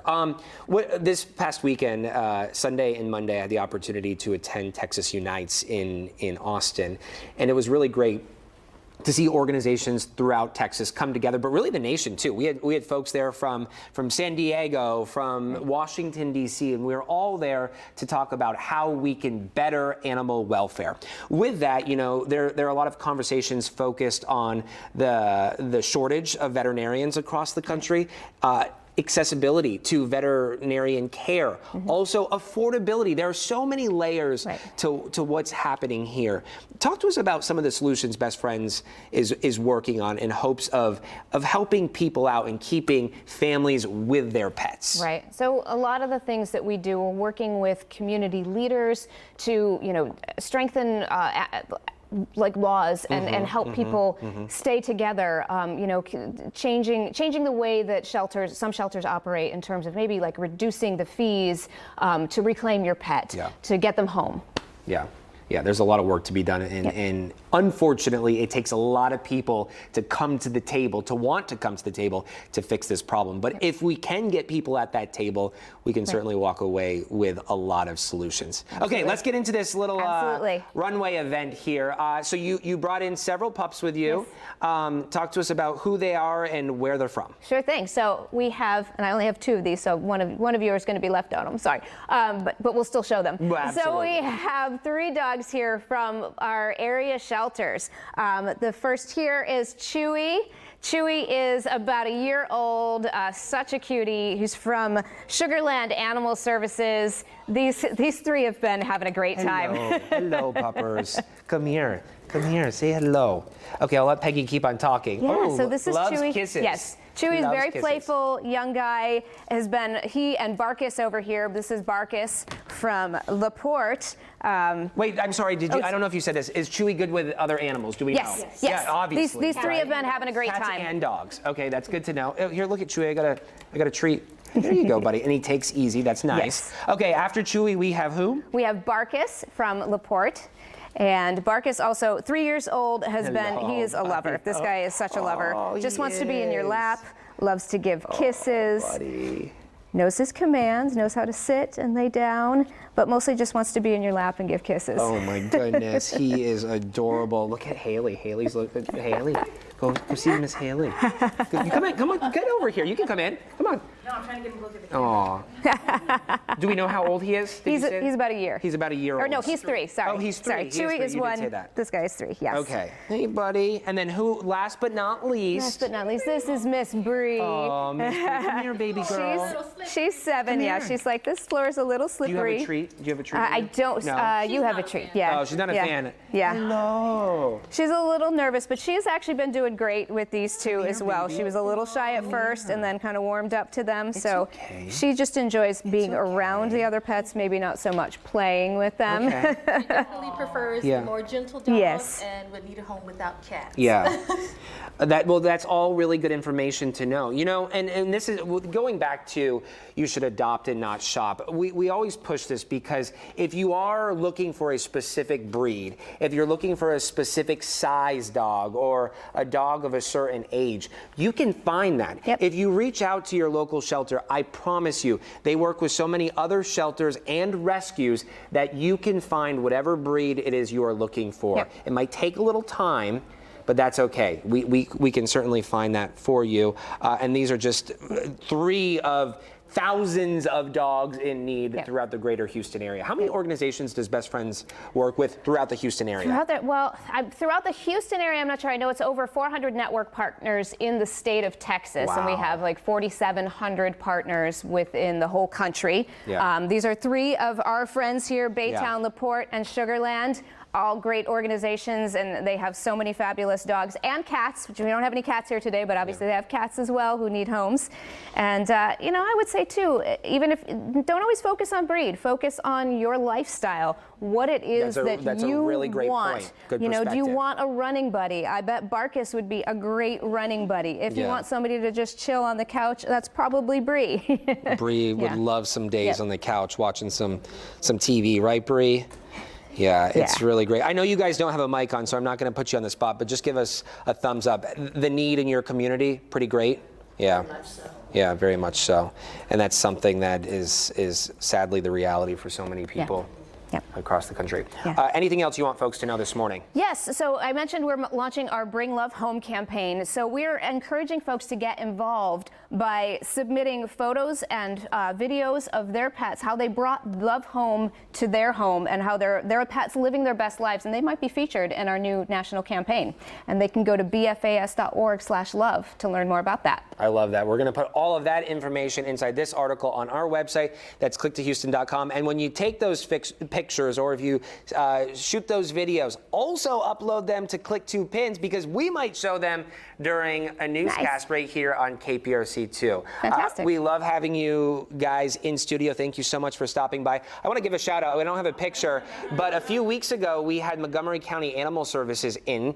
Our buddy Aaron from MCAS was in, and he brought with him some puppies. So he made this post about kitten season. A lot of us are very familiar with kitten season, and he was saying, well, you want to talk about kitten season, let's talk about puppy season, right? This is baby season, and all of these dogs, they've been overwhelmed with calls for puppies up in Montgomery County. So he comes in, and Glennie, our floor director, ended up adopting one of those puppies.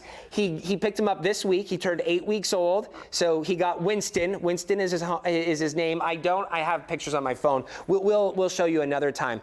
But it was really adorable to see, you know, one of our family members here at KPRC to open his heart and his home to one of these puppies in need. So really great stuff happening. If you want more information on dogs and cats, also cats in need, head on over to our website. That's clicktohouston.com. Thank you so much for joining us. Thank you for coming in. Thanks, Bree. I don't want to scare her. Thank you for having us. Thank you very much. It is 9:43. We are going to take a quick break, but before we do, we're going to head on over to our cameras outside the Metropolitan Multi-Service Center.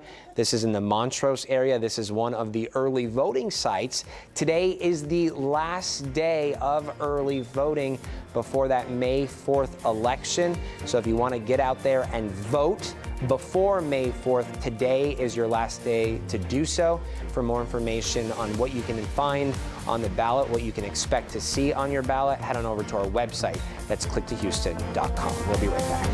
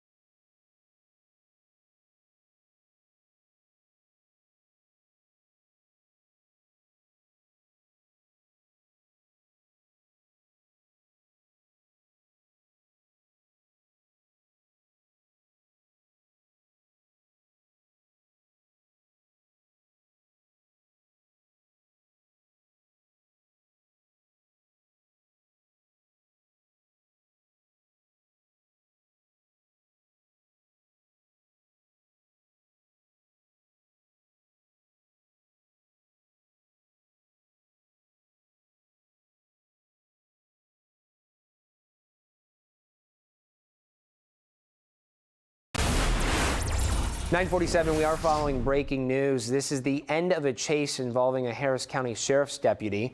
We just learned the man they were pursuing is now dead. This is on Plantation Drive and FM 565 near Cove in East Harris County. Sheriff Ed Gonzalez first tweeted that a man was holding his ex-wife and a toddler at gunpoint. Well, the sheriff says that the toddler and ex-wife are okay, and none of his deputies were hurt either. We're told shots were fired as that chase came to a stop, but it's really unclear at this time how that guy died. Keep following us on air and online at click2houston.com as this situation develops. Okay, switching gears to your health now. 1 in 3 of us will get shingles. It can affect anyone who had chickenpox as a child. I mean, if this is the pool right here, 1 in 2 of us. And I've already had it, so yeah, there you go. What I'm saying. It is a painful, itchy rash that will blister and scab, all while you suffer with a headache, fever, and chills. This can last for weeks, up to a month. There is a vaccine, though, but a lot of people over 50, they aren't getting it. When this viewer was diagnosed with shingles on her face, her doctor worried the blisters in her eye would leave her blind. She missed a month of work and took medication for 6 weeks. It's an invasive, painful rash that can damage your vision, damage your hearing, make you lose hair, and cause long-term nerve pain. The good news is there's a vaccine that can almost completely prevent you from getting this, but most adults aren't getting that shot. The CDC says in 2018, less than 35% of people eligible got the Shingrix shot. The idea is more people assume if something can't kill you, there's no need for a vaccine, but doctors beg you to reconsider. It's important because about 1/3 of adults will get shingles, and so it is a nasty illness, and it's very painful. So this is such an easy way to reduce your chances of getting that. Another reason people may avoid seeking out the vaccine is because in the beginning, Shingrix had a tough time keeping up with demand and it was hard to come by. It is more available now. It was also not covered by Medicare until last year, so you should not have to pay for the vaccine. And finally, people worry about side effects. As with any injection, you might experience a little bit of soreness in the arm. That's about it. The vaccine is for anyone over 50, and some people with other health issues can get it as early as 19 if you're immunocompromised. So if you think that you've already had this vaccine, check with your doctor, though, because before they had Shingrix available, there was a live vaccine that was given. So it's encouraged, though, to get Shingrix even if you had that other vaccine because they say that this one provides better protection. Yeah, and I know he was saying this Shingrix vaccine is a 2-dose vaccine, I believe. Is this something you need every year? No, after those 2 doses, which are given 6 months apart, then you're done. You don't need it anymore. Okay. I had the shingles when I was in my, I think mid-20s at this point, early 20s. I am not immunocompromised, and so I asked, and I'm not 50, obviously. Yeah. So I asked the doctor if I could get it, because I've been told no. He said, yeah. Possibly, yes. Well, so I looked up that information for you, and the CDC also says that yes, that despite your age, if you've had it before, you can qualify for getting shingles. I'm telling you what, I rather do that because once you get shingles, you can get it again. It was not fun. The pain is very unusual. It doesn't feel topical, but it doesn't feel internal. And then, like you said, it's accompanied by fever and chills and just feeling run down. Feel miserable. Oh my goodness. So that's where a lot of people are like, well, it's not going to kill you. You know, people are going to get it eventually, but you can miss weeks and weeks of work. Absolutely. You can be very miserable. So it's really not worth it. I think that if you asked about the vaccine before and they told you no, it was somebody who was just thinking 50 and older. Yeah. But you might want to ask again that's if you could that's be a great eligible point. for it. Yeah, and it's covered by Medicare as of last year. So you shouldn't be paying anything. Most of you shouldn't be paying anything for this as long as you qualify for it. Yeah, all good information. I'm telling you, nobody wants that. I would not wish that on my worst enemies. Hell yeah. That's bad. Yeah. Okay, it is 9:51, a busy morning for us here at KPRC2. We want to give you a sneak peek or a quick peek. This is inside our newsroom. You can see producers, APs, reporters, they're all hard at work. There's Mario Diaz on the phone. Pacing the newsroom, making important calls. Yeah, it is 9:52, so we know that they are busy in their morning meeting as well, working on what stories we're going to cover today. Mario is too. Yeah.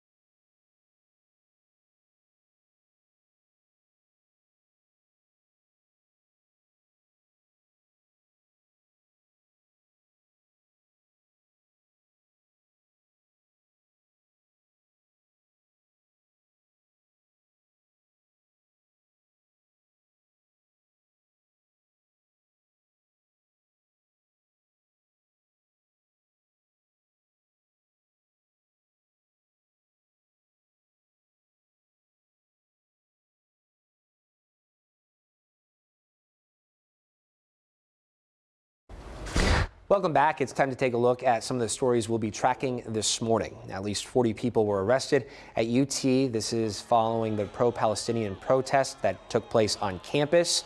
Several others received medical attention because of heat-related illnesses. You can see video of those demonstrators there. Demonstrators described the protest as peaceful, but when UT police and state troopers ordered the group to leave and move, this is when the encampment was to be dismantled. Demonstrators resisted.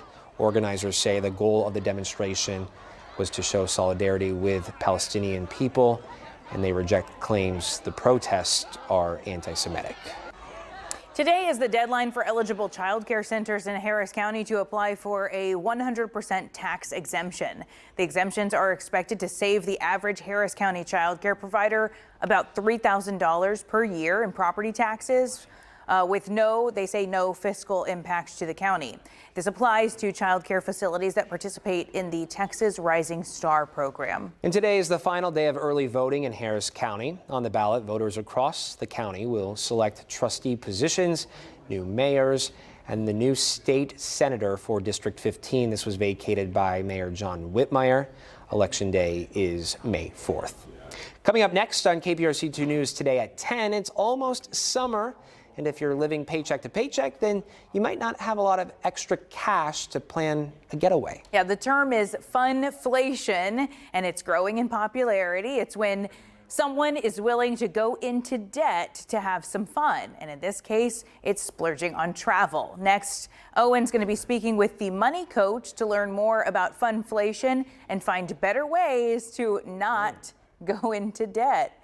I think people are doing it for the gram, too, right? If we're being honest. Yeah. Thanks for watching KPRC 2 Plus now at 9. Remember, you can watch us every weekday morning starting at 7. See you back here tomorrow.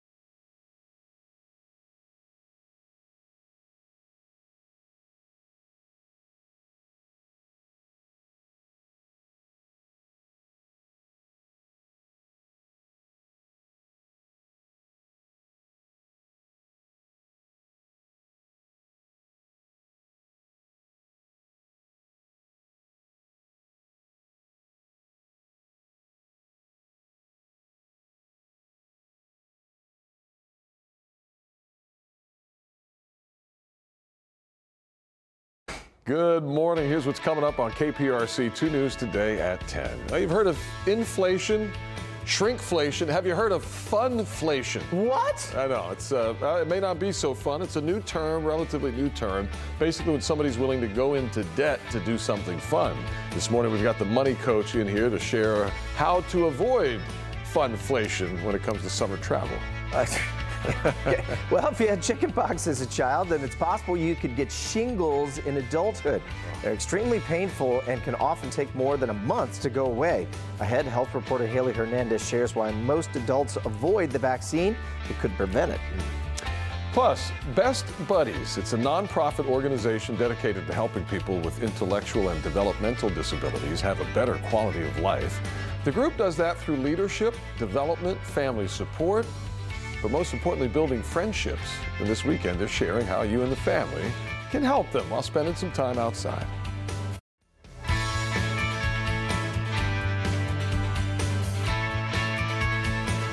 We love meeting great folks in the community. Yeah, so hang out for Best Buddies. We'll have a good interview later. Stapes is with us on Tuesday. Howdy. Last day of the month, right? Is my calendar right? The Sure. 30th? Is it the 30th? That's it, huh? This is the problem. Look at this. This is what happens when you get old man eyes. I can't read that. You need your readers just to read the wash? I know. I've been avoiding it. I keep getting yelled at home. Dude, It's like, when are you going to go out and just get some? Right? Even my eye doctor's like, are you done yet? You tired? You ready? Even the eye doctor's telling you. Even That's a good sign. Shout out to Ito Optics, my doctor. Stamp. She's great. I don't know what to do because I can see up close with one of these eyes. Yes. But then the other one I can see far. So I got nothing, right? I got new contacts on. I got the dailies, right? If you've ever had the dailies, they're fantastic. I love them. I resisted them for years, and I'm stupid to it because they're great. Right? Okay. But the thing is that you can create some where you can do like one far sight and one near side. Yeah. Like a mix and match? Well, I said, well, I'll be like bionic. I don't know if I'm going to be Lee Majors yet, the $6 million man here. But anyway, but the problem is that, things have to kind of go out there for me to see. And this is just dead. There's no reason. Not even. I don't even want All to. Right. Well, good thing for you. There's nothing on these cards. These are just props. We're making up the show. Anyway, well, we didn't join you today to talk about eyesight. We digress a little bit. Yeah. Houston Astros back at Minute Maid tonight after the games down in Mexico City. Boy, they needed that, didn't they? I'll tell you what, they're off to such a bad start that I had totally forgotten that the Mexico City games were upon us. And let me just say this: last season, I was so excited we were going to book a trip down there for the game. Yeah. So back in September, it was like, hey, put April 27th on the calendar. Yeah. Then April rolls around and they're playing so bad, it's like, is it April 27th already? Right. But thank God they did because they played well and they had a good trip. Well, it's helpful. You beat up on the Rockies. They're terrible. They're, but I mean, that's what you do, right? You beat up on the teams you're supposed to, especially if you got the firepower that, the Astros have as well. Right. So this fella right here, our own Ari Alexander has been talking fire about this kid that they're bringing up. Joey. Joey. Joe Loperfido. Are we overdoing that? Sure. Where's do we know where Joey was from? I don't know where he's from. Because if he's not from Jersey, we've already ruined it. I know we're already doing that. He's from Philly, so that works. He was born in Philly. Hey, Joey, how you doing? Hey, Philly South Joey. Boy, right? Anyway, he got called up from the Sugar Land Cowboys. He's going to report to Minute Maid Park tonight. So the Astros put out this hype video of Joey. Let's see it there. Overnight on X. Oh, there it is. You know what Amy said this morning? She says he looks like he's on my son's 13 and under team. Amy did. Hey, man, anybody under 35 looks like that to me, all right? Right. He's been very successful playing in the minors this year with 13 jacks. Yep. That's home runs to you and me. That's 27 RBIs and over. His OPS is over 1,000. I think you get any better than that. Yeah. So anyway, but like I said, Ari Alexander is really high on this kid, right? Like he's been talking about him for months now. And Ari, 3 years ago, when Jeremy Pena was down in Sugar Land, he kept saying, watch this kid, watch this kid, watch this kid. Yeah. And look what happened a couple years ago, and he's very, very high on Joey, too. The Ari Alexander scouting report Kid's good. Looked good. Ari knows what he's looking at, so he says Joey's the real deal. Yeah. Jose Abreu, the first baseman that we have currently, who's going to sit for a little while because, hey, Joey's showing up with his bat. And Abreu's batting 99. Yeah. He's batting 90. What's the Mendoza line? Glennie, what's that, 200? Okay, so the Mendoza line, which is kind of this unwritten thing in baseball. I didn't know it was 200, okay. Yeah, I thought it was more like 150. But, so he's not even hitting 100. The Mendoza line. Yeah, he's well below it. Yeah. Now, I don't know that I've ever called out a player with a two-digit batting average. I mean, that's a 99. The thing, I guess, that is frustrating. That's not even 1 out of 10. It's not. No. As an Astros fan, where I get frustrated is, and you know, there was this thing went around. It was last week or maybe 2 weeks ago. I can't remember at this point. Yeah. But they were talking. You know, the guys keep getting asked. You know, what's up with Jose? What's up with Jose? Dana Brown gets asked, what's up with Jose? Yeah. Skipper, what's up with Jose? You know, and the answer kept saying, oh, look, you know, look at the back of the baseball card. Look at the back of the baseball card. Look what this guy can do. Look what he can do. It's understandable. But we've now seen 2 seasons in a row, right, where he has just, I mean, this is more than just a slow start. Like, this is, I don't know if it's mechanics, it's almost, I don't know if May it's something you 1st just got to work out, but maybe this is a scenario where he just cools it for a bit, see what this kid can do, right? Yeah. He's getting a golden opportunity to come up here and see what he can do. And it may be one of those scenarios where you just never know, right? We're talking about Spencer Arrighetti. You thought, okay, well, he had a rocky first start. I mean, he just got knocked around. Happens, right? But then what happened? Half the starting lineup goes down. Well, okay, now we need him in Now here, we need somebody, right? right. And he's looked a little better, not you know, great, but he's looked a little better, and sometimes At least he's trial there by to fire. You compete. got to do it right. Yeah, Right. exactly. Well, we'll see what this young man does. He's going to play tonight, so we'll be doing the Joey chants tonight. I'm excited. I've been watching a lot of NBA finals. I want to change over. Watch Yeah, it's time to get back to baseball. NBA Joey's playoffs. hit more 13 home runs. That's more than any major league players I know. I Yeah. think the league leader is like at 10. There's like 3 guys that have 10 home runs right now in the Yeah. league. So he's hitting the ball really well. Speaking of basketball, I don't know if you saw the Charles Barkley viral moment live. I watched it live. You did watch it live. Absolutely. Well, then maybe you're better off even to set this up, because this came across my social media feed of Shaq essentially in tears, laughing, and Charles Barkley talking smack on the water down in Galveston. So how did this unfold? What is this? So the idea was that the series, it was the Pelicans against Oklahoma City Thunder, right? So that's the matchup. And the Pelicans were they had to get to the play-in tournament and make their way in, which they did, right? And so you thought, okay, great. Well, then they went in. Oklahoma City's good. I mean, they're a #1 seed for a reason in the West. Like, they're don't sneeze on them. But the Pelicans just got in, and they basically just ran out of gas, or they rolled over, and you know, Chuck just had enough of it. And so he's sitting there, and they just said, you know, blah blah blah. Go over to Shaq, and Shaq goes, I'm just really, you know, I got to do my Shaq voice. Yeah, go ahead. I'm really disappointed in them, and Chuck, where they're going, and he goes, they're going to Galveston. Right, because the joke of this is that once the NBA teams lose in the playoffs, if you lose, it's 3, 2, 1, Cancun. Right? Everybody goes on the beach trip, right? They go to wherever. And so Chuck's thing was they don't deserve to go to Cancun. And he basically said, drive your ASS on down to Galveston, and that dirty water, and people think they sit on the beach, and it ain't the beach. And so, but Shaq has a footprint in this area now. Shaq has a footprint. He lives in Pearland. Right? So I'm just wondering now. Chuck played here. Is Shaq laughing because it's funny? He's laughing because he's a little embarrassed. He's laughing because you just laugh at anything Chuck says. I think it was something Chuck goes off the rails. He does, and that's part of the fun of that crew, is that you never know where Chuck's going to go with things. Like he get called out San Antonio last year, basically saying they got big old women out there, right? But it's like, what? He just goes. So what do you do when you're sitting there with Chuck and you just laugh? Anyway, so of course, as you might expect, folks down on the island didn't take too kindly. No, they weren't happy. Even Beyonce's mom got in the mix, and well, listen, when Beyonce's mom gets in the mix, then you have to kind of set yourself right. Charles issued sort of an apology on TikTok. There's a clip. I don't want the beehive and Jay after Chuck. Just knows I apologize. I do not want the beehive and Jay after me. So how do you like Galveston now? It's beautiful. We're not going there. Would you go on vacation? You've got a chance. Oh, hell no, I ain't going on vacation. You've got a chance to wipe the slate clean here. You got to just say, I would go to Galveston. Let me tell you something. That water's so dirty, I'd rather go to San Antonio. I'd rather go to San Antonio. You want to go on the Riverwalk. Go back to San Antonio. No, I'm not going to Galveston.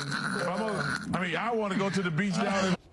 So good. You'd rather go to San Antonio. That's so good. Well, and that's the thing, because some people, you know, of course, Twitter lost its mind over the weekend, right? It's, oh my goodness, why would you say this and that, all this stuff, and there are all these national people that were chiming in, and then a bunch of local folks are like, hey, you realize he played here in Houston, right? Like, Dude's been to Galveston. Right, he knows. Like he knows. Yeah, they had shots of him, and I think it was the Spot actually put up on the mark. If you know where the Spot is, if you've ever been down to Galveston, the Spot, it's like just legendary spot down the Spot. The Spot. Yeah, but anyway, it's great. But they put. Oh, this is what they. Yeah, they put this is yeah the Spot. This is with Charles enjoying the bike shop there, and there we go. There's the Spot. Don't be a shady beach, Charles. So good as well. So you know what? I think it was one of those that Chuck was having a good time with it, and if you don't know, that's the whole idea is that they're everybody goes to the whatever beach trip after that. And he was just calling out the Pelicans for basically rolling over and playing like dirt. So you don't even get. And unfortunately, Galveston got wrapped up. Galveston got wrapped up in on it. And I just get the sense that if you've lived in Galveston long enough, you're probably used to taking a certain number of shots. Exactly. And it probably doesn't bother you at this point. No. It's like, this is our island. If you don't like it, stay away. Right, yeah. Less people I got to deal with down on the island. And I was right? going to say, yeah, that's probably a lot of it. You talk to the less folks that go down there, the better off they are. Ask the BOI born on the island folks. They'll tell you that. All right, before we get out of here for this break, we wanted to share some photos and actually there is stuff on these cards, by the way. It's true. NASA's 100 best photos of this past year. Look at that. And they released an online collection. So we wanted to kind of flip through these a little bit and let you see a little preview of what's going to happen at the website there if you want to go check them out. But I feel like there's so much going on in space news between all the shuttles. We've got the new telescope. We've got all the new stuff. And we're just getting images. We had the eclipse. Well, this was 24, so these images are from 23. Right. Point being, I feel like every week there's some incredible picture coming up or something cool. Well, and it's something too where this comes up from time to time when we talk about space exploration and, do we really need to go back to the moon and how much money are we spending on NASA versus other things? If you're a fan of the movie Interstellar, which is one of my top 5. Oh, yeah, the right? McConaughey, right? Yeah, right. The premise of that is that Michael Caine's character used to run NASA, right? And if you and I won't spoil it if you haven't seen it yet. Oh yeah, don't do that. No. So I can't. There's too much. That movie's like they all die in that the movie's end. like a muffaletta sandwich, man. There's so much going on you there. can't do it. Anyway, but the point is he said, he's like, sir, I thought they shut you down, right? Meaning that they shut NASA down. And he said, well, when they found out that they needed us again. Right, but the point is that people in this time period or wherever it is in the movie are running out of food. So it's like, are we going to spend money on space exploration versus spend money on food for what we need for the country and the planet? And so that kind of pops in from time to time. People say, do we really need NASA anymore? Is this something we really do? But we do, right? The Hubble telescope, for example, deep space exploration, some of the things that they're doing and talking about using the moon as a lunar base. Right? Not like let's just go and dance around on it. It's a base to then slingshot to other places. So I think we're kind of and obviously the folks at NASA always think, they're not thinking like the next year, the next 2 years, the next 5 years. They're thinking 50, 100. Well, you'll have people that'll spend their entire careers working on a project that they know they're not even going to see come to fruition. Exactly. But that's not really the point. To your point, it's not what you can do tomorrow or next week or next month or even next year. Yeah. It's what does the real future hold? That's that future that it takes a certain person's mind to even be able to imagine what's possible to even get there. So to your other point, it's like, okay, legitimately, if I'm starving and I haven't eaten and I have to choose between a sandwich or a spaceship, obviously I'm going to eat. Right. But that's not the point. We have enough to do it all. Right. It's just, okay, now we can nitpick about how we manage money in certain places. Sure. But I think we should, or we at least can, maybe all agree, that there is enough to do it all. Right. I don't think you have to have one or the other. Well, and I think at this point, too, NASA in particular has become such a part of the community here in Greater Houston, in Clear Lake and down at the Johnson Space Center and this and that. It's not something that's like, oh, well, it's just, it's a development center, we'll just shut it down and move it somewhere else. Right? I mean, we're talking generations of people's livelihoods that were coders in the 1960s getting the Apollo missions out. They talk about, was it Voyager 1 that we just got contact with again? That thing was shot out in space in 1977. That was 2 years old, right? And there's still folks there that can talk to that thing. Think about that. It's incredible. Right? They got people that can talk to something that was built in the 70s, and it's 2024, right? Like, you tell me which 24-year-old, software developer out there is going to be able to talk to some coding machine in 1977. It is impressive, but you realize how deep those connections run. Yeah. It's in the fabric here, so maybe we are a little biased. I'm like, can't we all just agree space is important? I was going to say. Everybody around the rest of the country, shut up, Houston. Yeah. I'm very biased because I think it's one of the coolest spots around here. If you haven't been, if you haven't taken the kids, just absolutely have to go. Well, anyway, and then go to the website too. You can see all the pictures from the slideshow from last year. And stay tuned because every week we got something else coming your way. And we got more on this show too. Still ahead on KPRC 2 News today at 10. We're going to talk about how one local nonprofit is working to end the social, physical, and economic isolation people with intellectual and developmental disabilities are feeling. We're speaking with a group called Best Buddies. And with summer almost here, we know now is the time to start booking some vacations. So ahead, we're learning how to avoid taking on the debt and start saving money. Funflation. We're going to talk about it, Owen. Doesn't sound like fun. No, me neither. Right after the break. Stick around.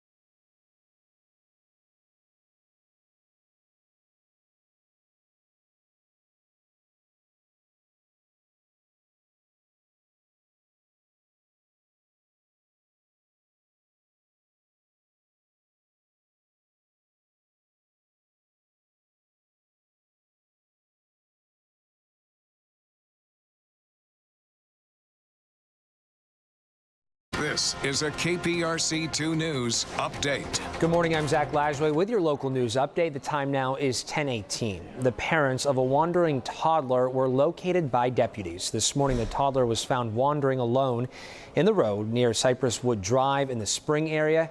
He was evaluated by EMS while deputies searched for the parents. We're still waiting to learn more on how this child ended up alone in the streets. Police are investigating after 3 people were found shot to death at a Southwest Houston home. Officers were called to Danfield and Wickgate Drive for a welfare check after neighbors heard gunshots. Investigators found a couple in the backyard and a 23-year-old man inside the garage. They believe this was a possible murder-suicide. Cy-Fair ISD is in the process of informing staff members if their position is safe or will be cut. The district tells us it has a projected $138 million deficit for the 2024-2025 school year. It plans to reduce the number of district librarians from 92 to 42. Also impacted by the budget reduction, 320 teachers, 66 paraprofessionals, support staff, and 21 maintenance positions. Childcare is a priority for every parent, and a new program will help support hundreds of quality childcare facilities in Harris County. Today is the deadline for eligible centers to apply for a 100% tax exemption. Kathy Hernandez is in the museum district with which facilities qualify and how they can apply. The deadline to apply is at 5 o'clock this afternoon. We know that parents are looking for quality and affordable childcare, and that's why the county is working to support those facilities. This helps us to better our centers and the quality of care that we provide for the children. Sophia Davis with Cradles to Crayons Early Learning Academy says they'll save more than $10,000 on a new county 100% tax exemption. This is something that's going to really benefit our centers. We always say that we need someone to stand up in this field for us, and now that we have the support, we need to stand up, fill out the application, and do our part on it. Today is the last day for all 327 eligible child care facilities in Harris County to apply. The exemptions are expected to save the average Harris County child care provider about $3,000 per year in property taxes, with no fiscal impact to the county. It applies to child care facilities that participate in the Texas Rising Star program. Additionally, at least 20% of the children enrolled must have their child care services subsidized through the Texas Workforce Commission. Dion Davis with Cradles to Crayons says they'll use the money they save for employees and other improvements. During this, what we call after COVID, so many years later, that we're still trying to pivot and to figure out ways to be creative in retaining staff. So we'll use a nice chunk of it for that, and also just enhancements and doing things around the center. So any little bit that we can save, we're grateful for it. They say that application to fill out today only takes about 15 minutes. Again, the deadline is 5 o'clock this afternoon. We've posted that link on our website, click2houston.com. Reporting to the Museum District, Kathy Hernandez, KPRC 2 News. Kathy, thank you. Today is the final day of early voting for the May 4th election. Voters across the Houston area will decide on positions from appraisal district directors to school trustees. There's also a special election to fill a vacancy for Senate District 15. This was obviously vacated by Mayor John Whitmire. In some cities like Galveston, Rosenberg, and Conroe, they will vote for a mayor. We've compiled links to the sample ballots in surrounding counties on our website. You can get that story by scanning the QR code you see there on your screen. Once again, today is the last day for early voting, but of course you can vote on Election Day, which is this Saturday. Owen? There it is. All right, Zach, thank you so much. Really appreciate it. Still ahead on KPRC 2 News today at 10. The Centers for Disease Control says that less than 35% of people eligible for the shingles vaccine actually get one. Ahead, our Haley Hernandez is looking at a few reasons why adults are avoiding the shot. First, though, after the break, we're going to sit down with the money coach and get a grasp on summer travel spending before we go into debt. We'll be right back.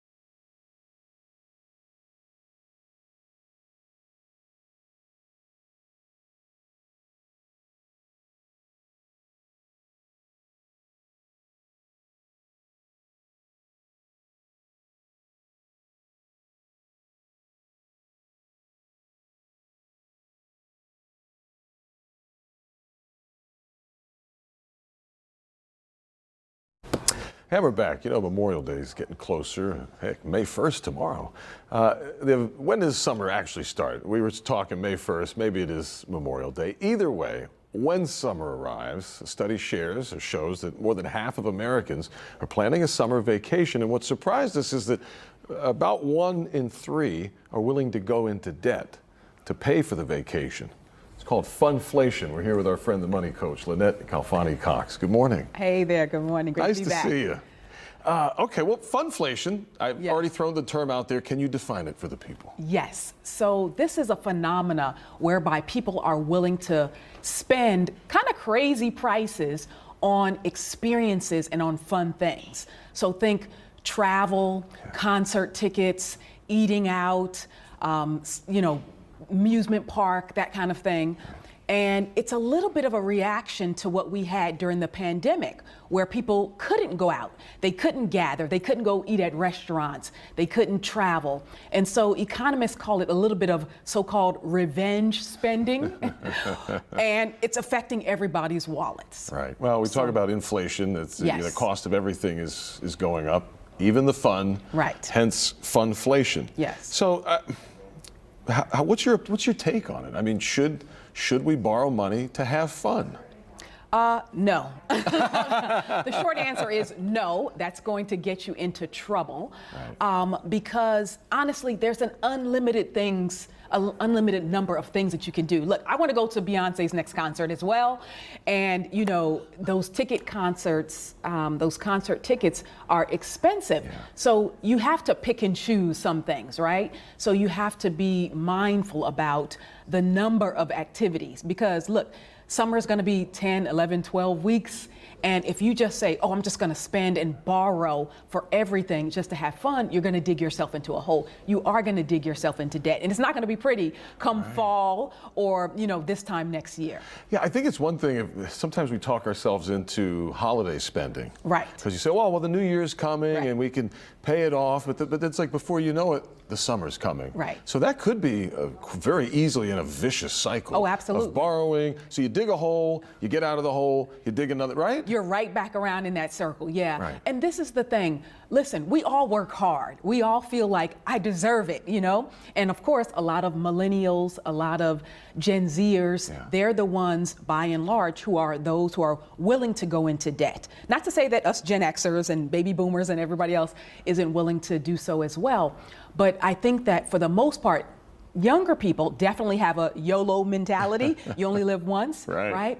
And I don't blame them for that. I don't fault them. I really don't, because I actually am a person who believes in saying, listen, just allocate some money in your budget. Have a fun fund. Have some money that you set aside for fun. Just don't make it excessive. Make it commensurate with the amount of income that you have. Look at your overall bills. Do something that's reasonable based on the actual income and the assets that you have. Right. Well, you mentioned the ages. A majority in that study, a majority of them were 18 to 43 years old. Yes. And you're not surprised by that for the reasons you mentioned. So with that said, can we find a balance? Can we borrow, maybe we buy the one ticket and my friend, we go Dutch. Like, how do we get to that point? Well, there's a number of things that folks can do to save money, if it's for summer travel, for those concert tickets that might be really expensive that you want, whatever it is that might be causing you to spend and to engage in this kind of funflation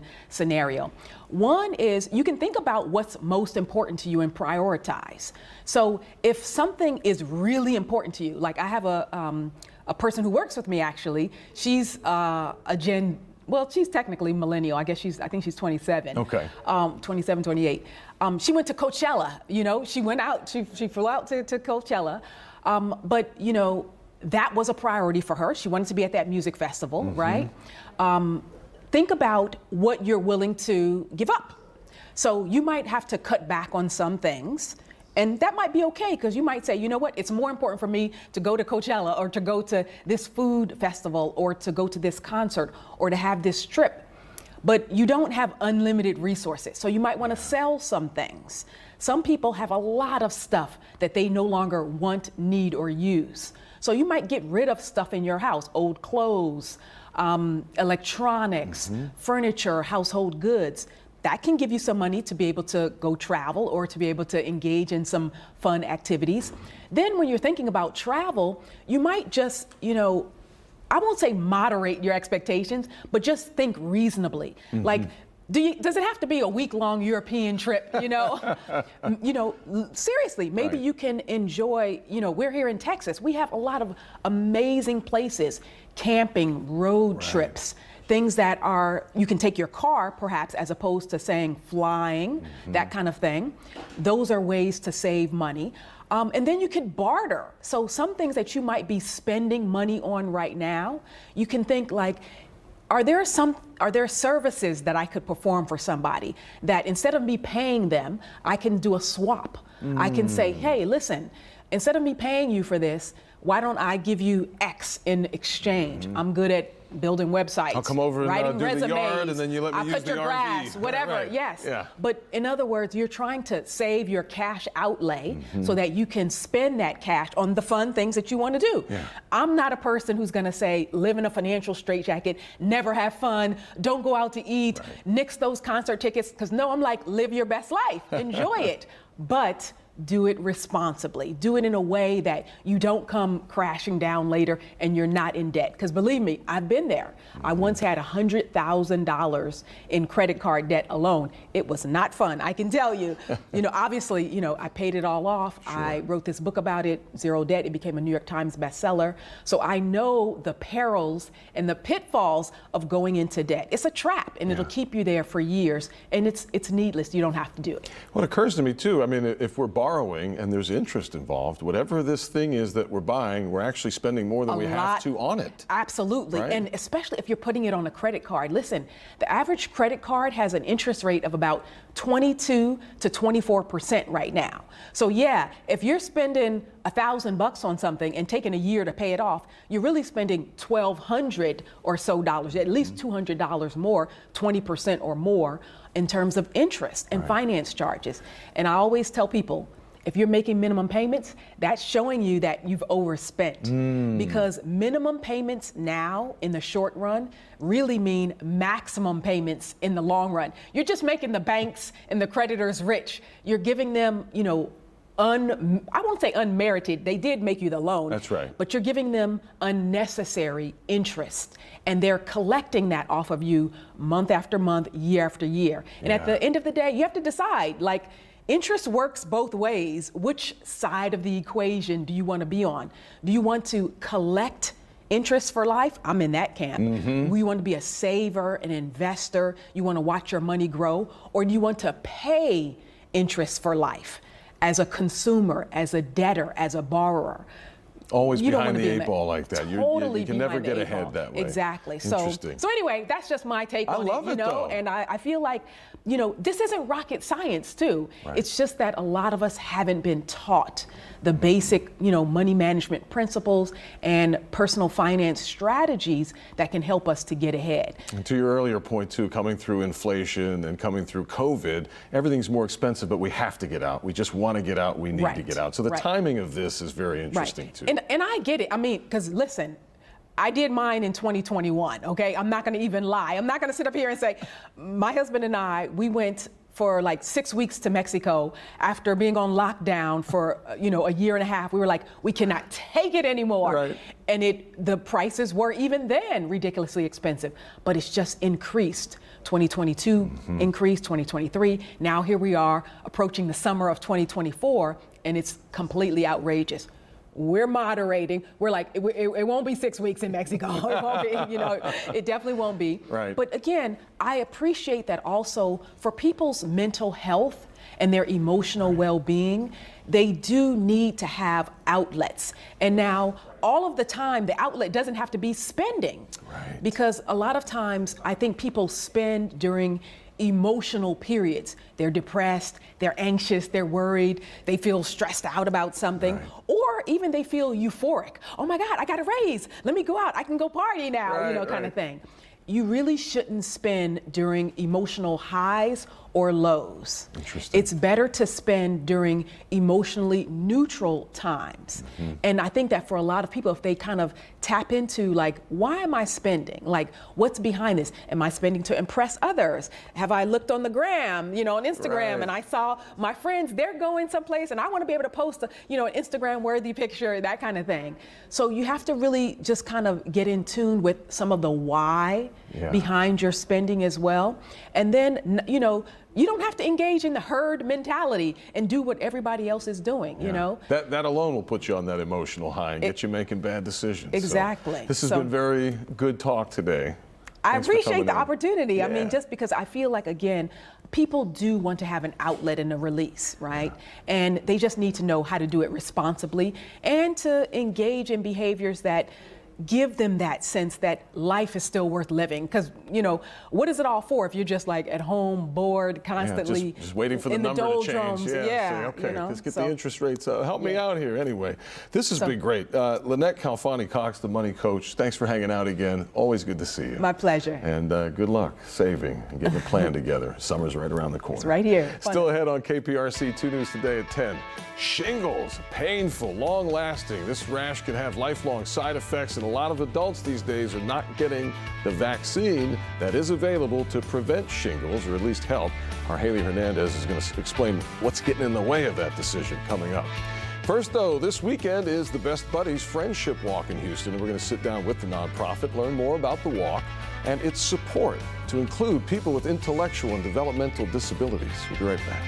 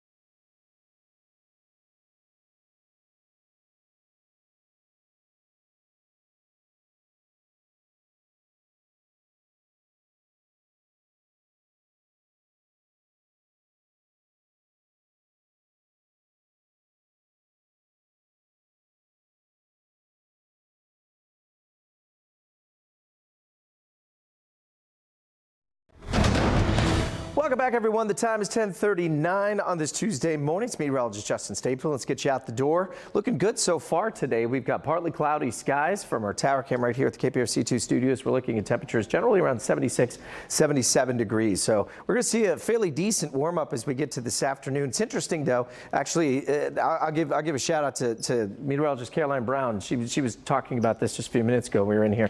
Is that you see how much cooler it is up on the north side here? 68 in Conroe, 63 out towards Kuntz, you've got 73, I should say. Brenham, College Station, up to Huntsville. It's where the fog was a little thicker this morning, where it didn't see as much of an effect. Temperatures have already been into the mid to upper 70s to about 80 degrees out towards Katy. Same thing as you work your way from Victoria out towards San Antonio. So this afternoon, we're starting to see more of that southeast wind pull in again. So do expect to see the humidity levels to start to climb over the next day or so. Here's the best news I can tell you in quite some time. Look at this. The pollen count for trees today on the low side. Boy, oh boy, that is nice to see. It's been many, many, many weeks, and that has not been the case. Of course, grass pollen remains high as well. A lot of dry air over top of Texas right now. The Storm Tracker 2 live radar, I'm just not seeing a whole lot. Few light showers just offshore. So we're going to actually take our rain chances out of the forecast today. If we happen to get a quick pop-up, it's less than 10%. So let's go into some of the changes we've seen as we get in towards Wednesday and Thursday. So tomorrow afternoon, still a chance to see some spotty showers, but these are going to be really lightly scattered. Nothing to certainly write home about. And then Thursday morning looks like we'll start to see the next big wave come in. This will likely come in from West Texas. That's 5 a.m. Notice just to the west of College Station, our far northern counties. Then as we take it through about 7, 8 o'clock, plowing across parts of Lake Livingston. These are areas that got up to 10 inches of rain, mind you, so the ground's still fairly saturated by 8 a.m. And then as we get to about 10 o'clock, that moves on down to the coast. Now you notice the kind of front end of that sort of bows out, so there could be some strong, maybe even damaging winds with these as they push on through Thursday morning. Thursday afternoon, we'll get a bit of a break, and then here comes another wave as we come into Friday morning's forecast. So as you might expect, things are going to get a little bumpy for us as we get in towards the back half of the week, especially those morning hours. Same story still applies overall, though. This front makes it to right about Dallas and Waco and then just sort of falls apart. This high retreats up to the upper Midwest, and that allows for this system to just linger through our weekend forecast. Now, once that's gone, we're going to turn up the heat. In fact, we'll see temperatures get much warmer than they have been the last couple of days. But right now, as we said, best chance for some of the heavier rain is going to stay to our north and west, anywhere from 2 to 3 inches. If you're further south, probably won't get a whole lot of rain at all from any of these little batches that slide on through. But there is a chance that we could be looking at a potential for not only a flood risk for late tomorrow night, notice that says it moves in, but then again as we go in towards Thursday morning for a good chunk of the area. So it's just something we'll have to keep an eye on as we go in towards our Thursday. So once that's out of here, by Friday into Saturday, and of course the Insperity Invitational looks like second, third round should be just fine. We're going to turn up the heat. Look at that. 88 by Tuesday, 90 by Wednesday, and we could be talking about low 90s by the following Thursday and Friday. So I think you said it yesterday, Owen, and you said, well, it had to happen sometime, and it looks like that time is going to be right about now, sir. Yeah, summer always tends to happen right around this time. Man, oh man, how does it work? I know. Thanks, Dave. Appreciate you. Yeah. Okay, folks, here we are talking about Best Buddies. This is a nonprofit that supports individuals with and without intellectual and developmental disabilities in Texas. Now, the group has their upcoming Friendship Walk. It's the leading event in the country, really, supporting inclusion for those with IDD. So we're here with Lauren Preischel, who's the Deputy Director of Programs, and Michael Iovine, who's a Best Buddies Ambassador. Good morning to both of you. Good morning. Thank you for having us. Thanks for coming in. This is fantastic. Lauren, I want to start with you. For folks that have never heard of Best Buddies, can you tell us what it's all about? Absolutely. So Best Buddies is the world's biggest organization that's dedicated to ending the isolation for people with intellectual and developmental disabilities. So we do that through a couple programs. Our friendship program, where we match people with and without disabilities in a one-on-one friendship, our leadership development program, and our jobs program. Okay, so Michael, tell us how you're involved as an ambassador. Well, I've been an ambassador for over many years, like ever since I graduated college, and I've been in the leadership conference for like over many years. Yeah. And I really enjoy being in Best Buddies. Yeah. What do you love about it? Well, it's a real fun experience to hang with Best Buddies and how to make friends and stuff. That's beautiful. That's beautiful. Lauren, for folks like Michael, what kind of benefits come from partnering up with someone the way you guys do it? Absolutely. It's very social, and the whole point of it is to have a friend just like anybody else would. So hanging out with them, after school, or video games, or going to each other's house. Anything that you would do with your friend, they would hopefully do with their buddy. Yeah, so how long have you been involved with the program? I've been involved since high school, actually. I was a participant as well, so I was a peer buddy, but I've been as a staff member for about 2.5 years. No kidding. So what was that experience like as a child you were doing this? What was it in your upbringing or inside you that made you want to give back in that way? I'm actually a sibling to my sister. She has a disability. So it felt very natural when I saw this as a club on my high school campus. And then I slowly became part of the chapter leadership. And I knew that this is something that I wanted to do for the rest of my life. So I became a staff member, and I get to work with wonderful people like Michael. That is fantastic. Michael, what kinds of activities do you love to do? Well, as I am a Best Buddies ambassador, I also love acting. Like I'm an actor, like I made some movies. I took theater my whole life since I was a little boy. I really love doing it. Like I also love swimming. Okay. I've been part of the Special Olympics, and it's a real fun experience for me to have. Yeah. Were you able to do some of those activities with a buddy along the way? Sometimes, yes. Yeah. Yes. Okay. As an ambassador, what do you get to do now? Well, I get to give speeches and get out the word about Best Buddies and make sure everyone understands everything about Best Buddies and stuff. Yeah, and you still love the program, don't you? Yes, I do. Lauren, how cool is it to have Michael out there sort of pitching for you guys and talking it up and being a spokesperson, an ambassador? Absolutely. It is so cool, and it's almost so easy and natural. He's been through the programs, so he knows all about it. And what better than for the word to come from our participant? Certainly. So what can people watching who love what you guys are doing, how can they get involved? Do you need volunteers? What kind of help do you guys need? So we're always looking for volunteers. You can join a program, you can volunteer for our upcoming events, or you can simply donate. There's lots of ways to get involved. Okay, and there is the Friendship Walk that's coming up. Now, is that, it says here May 4th. Yes, this Saturday. Saturday, this week, University. Okay, here, we got some info on the screen, which is fantastic to help this old guy out over here. Cullen Family Plaza Fountain, that's the UH main campus, and there's the website that you were mentioning. So talk to us a little bit about the walk and how this unfolds on Saturday morning. Absolutely. So it's actually a celebration. We do a walk through the U of H campus. It's beautiful. And then we come back and do a party at the plaza where we have awards, dancing, that's your favorite part, celebrating just an amazing year that we've had. And of course, we're finishing out our fundraising. That's great. Michael, what are you looking forward to about the walk this weekend? Well, I really enjoy the walk. Like my favorite part would be the dancing and the eating and enjoying being with friends and stuff. That's amazing. That sounds great. Lauren Preischel and Michael Iovine, pardon me. Thank you guys for coming here. Part of Best Buddies. We wish you the best this weekend. I hope the walk is successful. And it was really nice to meet both of you. Very nice to meet you. Thank you. And still ahead here on KPRC 2 News Today at 10. 1 in 3 of us will get a painful, itchy rash known as shingles. Ahead, Haley Hernandez will tell us about the vaccine and why some people aren't getting it. Stay tuned.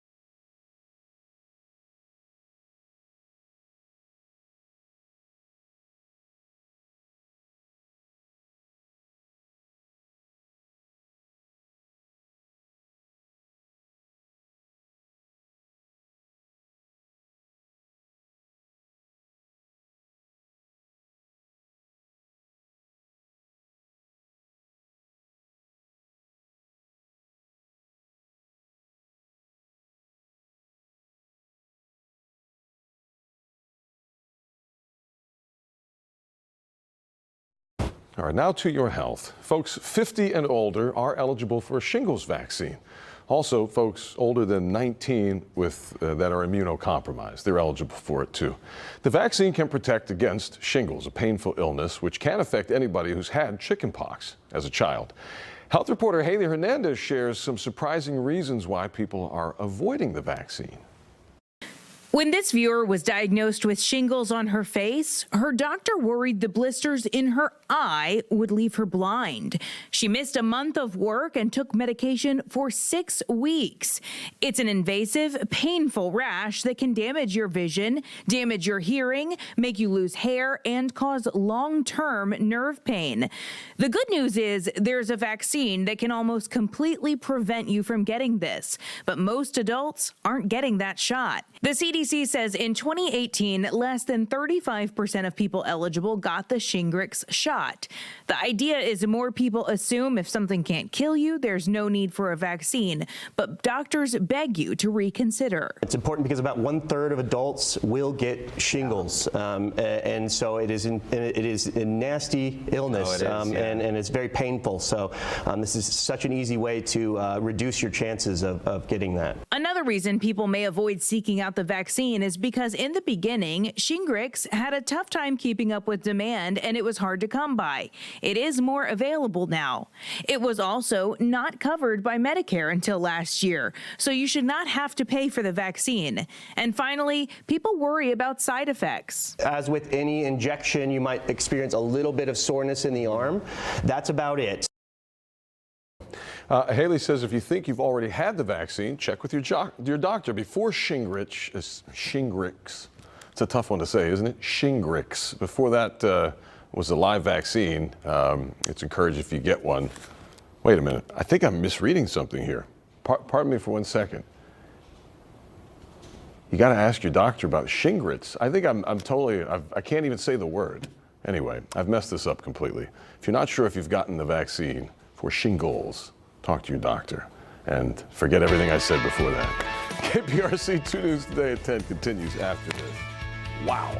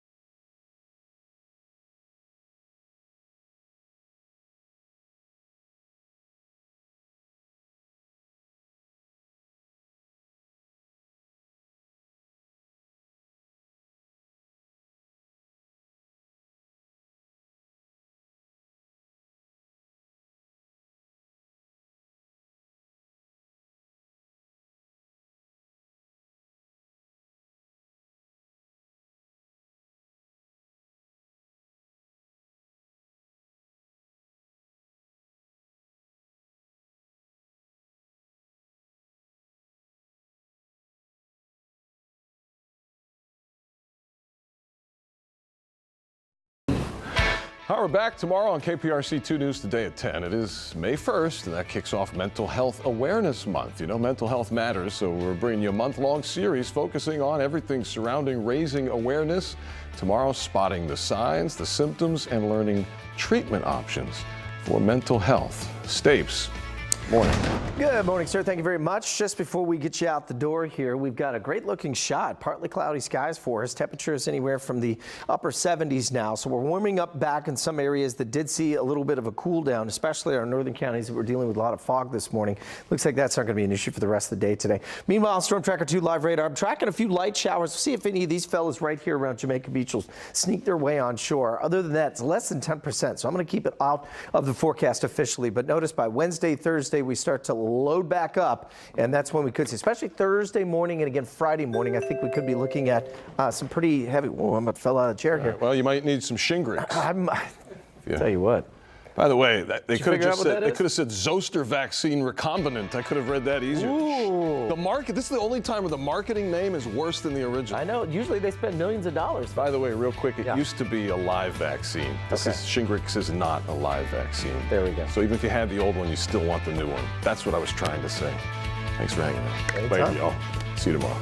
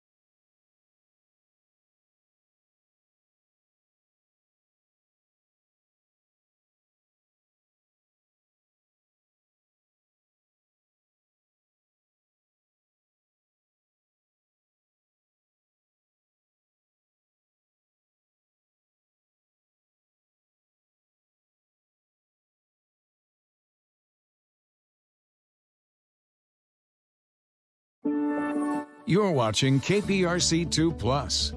Ask Amy is coming up next.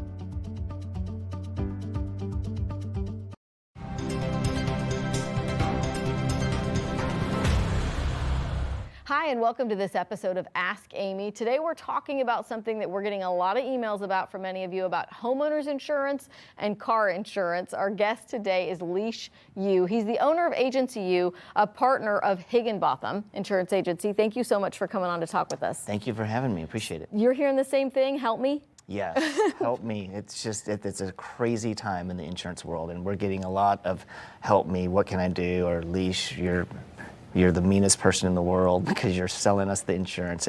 And so, yeah, and I'm happy to help and provide any kind of advice that I can. Yeah. And we want to start with, you said you're seeing the biggest price increases. People are saying, help me, because the cost of homeowners insurance, what we're paying in premiums, is going up. And we kind of expect, I know you've been in the business a long time, you've probably never seen a time where prices decrease for the general population. No, I mean, maybe 1 year out of my 22 years have I seen prices decrease. But right now it's a crazy situation because we're seeing 30% renewal rates year over year over year. This is probably the third year in a row that we're seeing a 30% on average rate increase. And when I was a nationwide exclusive agent back, a few years ago, Nationwide knew exactly when that our clients would leave us without even calling us. And it was about 8.2%. So what they would try to do is increase rates by 8.1% so people wouldn't leave. So they wouldn't yell mercy. Wouldn't yell mercy, but now, unapologetically, the carriers are increasing rates 30% year over year. And it's a crazy, crazy situation. And on the whole, most people think insurance companies, they're just taking the money. I mean, talk a little bit about, if you can, what you're seeing and hearing are the reasons for it, where homeowners are concerned for these rates. Yeah, so right now it's the craziest situation in the world. The insurance market's a mess. What's happening and the reason the rates are so high and the market is so bad is because the insurance market has sustained these big record levels of catastrophic claims events. A catastrophic claims event is an event that causes $1 billion of damage or more. And in the decade prior to 2020, we had, so 2010 through 2019, the average year sustained about $38 billion worth of catastrophic claims. So every single year between 2010 and 2019, the average is about $38 billion, let's say. 2020, 2021, and 2022, they sustained an average of $76 billion a year. Wow. So about double the prior decade. Yeah. And because of that, the carriers are just struggling to stay in business. They're struggling to maintain their financial ratings. And to combat that, there's three things they can do to combat it. Number one, drastically increase rates. Number two, get rid of risks. Meaning, I'm not even going to renew you. Yeah, so on my desk right now, there's over 500 clients in my book of business that the carriers have just said, we're not going to renew you this year. And so number one, drastically increase risk. Number two, number one, increase rates. Number two, drastically increase risk. Number three, just stop writing new business or severely limit what comes in from a new business perspective. And so these three things, they can do one, two, or all three of them. And some carriers, they're just trying to stay in business and stay relevant right now. Which it's really, I mean, obviously this is something, if you own a home and you don't own it outright, you're required to have insurance on your home. I mean, and it's just a good idea anyway. But I would imagine there are so many people that just can't afford it. I mean, at some level, it's just like, hey, I can't pay the mortgage and the insurance. Are you seeing a lot of people that just... Oh yeah, everybody, I mean, that's why everybody's so mad at me right now, is because, I mean, I think we passed the point of affordability about 2 years ago. The first rate of 30% increases, the first year of 30% increases, I think we passed that, but we're way beyond that now. And people are just screaming for mercy. What can we do? What are the solutions out there? And what's really going on? So do you have some solutions? I mean, I know you said you have these 500 people sitting there that are not being renewed or that they won't renew. Yeah, so the best thing I can tell people is, number one, if you're with a reputable insurance carrier and you're actually getting a renewal right now, you may want to just consider staying with them because this is the worst time to shop and move. But reputable is kind of a key word. You got to ask your agent, your insurance people, if you're with a reputable insurance carrier. But if you stay with them, the best thing I can tell you to do is increase the deductibles to the most that you are comfortable with paying if you had a disaster happen to your house. And you got to check with your lenders too, because some of the lenders say, hey, 5% is the highest deductible that we'll allow. And so you've got to work with your lender and your insurance agent to figure out, okay, what is the highest deductible that we can get? And that's just crazy. It's almost like we've come to a point, people have said that about car insurance for a while, but with homeowners, like, just don't file any claims. Don't plan on filing any claims. Yeah, and it's another reason I'm hated so much is because people call me and say, hey, I've got this situation, and I always tell them, is it affordable enough for you to pay, to write a check, and not even let the insurance carrier know? Because when you file a claim, the insurance carriers, it triggers a rate increase. It could trigger a rate increase. It could trigger an issue that says, hey, they filed a claim, we're not going to renew them anymore. And so it's not a good time to file claims either. Yeah. And so if you, my golden rule is if you can afford to write a check for the issue that just happened to your house or your car, and you're allowed to pay out of pocket, I would pay out of pocket. If I can afford it after I pay for these higher premiums, right? I mean, it sounds a little bit crazy. But we wanted to talk to you about one thing that homeowners insurance companies look at a lot is your roof. I mean, a very important, a big expense in your home, because I came across the same thing last year, because there's like a magic, they don't want to let your roof get older than a certain age. Yeah. What is that? So every carrier is a little different, but if you're already a client and you're being renewed by them, it's typically about 15 to 20 years. If you're trying to buy new insurance right now with a new carrier that you're not a client with, they could say, hey, if your roof is older than 1 year, we're not interested.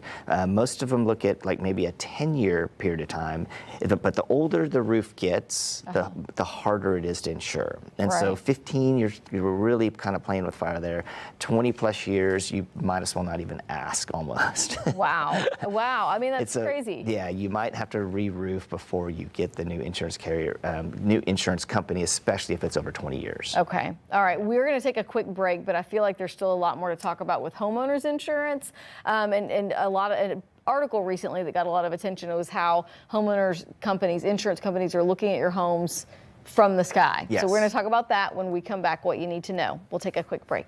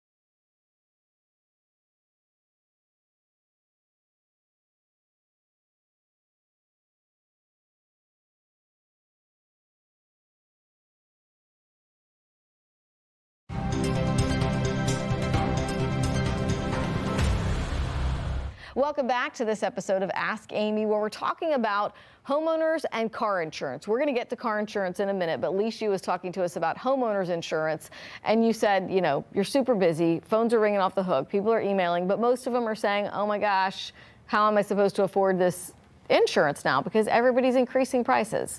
Yeah, then there's different ways of improving your situation, but the number one thing that I would say again is increase your deductibles.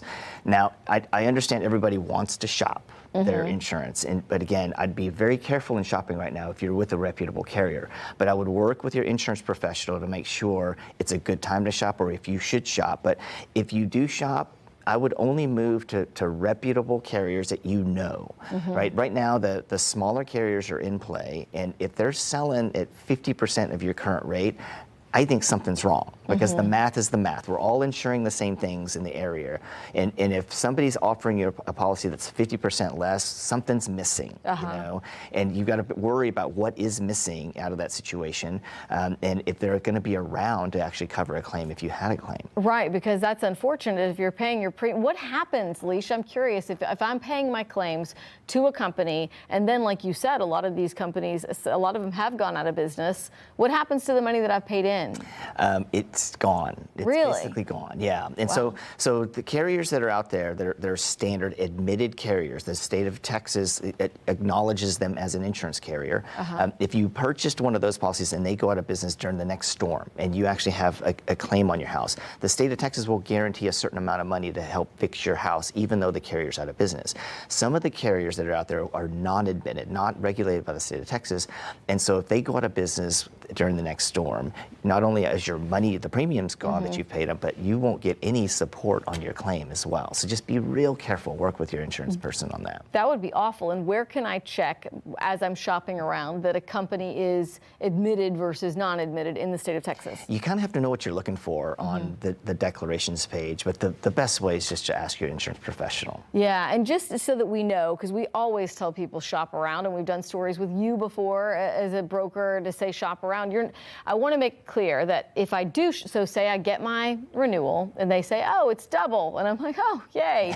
I mean, I could call you, I could call other insurance companies. Nothing, my current company is not going to know that I'm looking for other rates and somehow penalize me for that. They're not going to know. They have no idea. But again, I would just be very prudent when you get the new rate, a new carrier, and just work with your insurance professional to ask them, is this worth me moving right now, or should I just stay put? Most of the time, I tell people, again, if they're with a reputable person or carrier, I'd tell them to stay put, because it's an awful time. We've moved people because they didn't like their rate, the new carrier that goes out of business, or they non-renew you. And then when they non-renew you and you try to go back, they're not going to bring you. That's exactly. So yeah, exactly what you were just saying in the commercial break is that, so say insurance company, my current one, says they're raising my rates, and then my broker or somebody or myself, I'm able to find this, lower rate. I go with them, and then they close, and I'm like, oh, that's okay. I'll just go back to these other guys. Yeah. And they're not going to take me. They're not going to take you, because that bullet number 2, trying to get rid of risk, they're all trying to get rid of risk right now. And yeah. So they're kind of happy that you're leaving.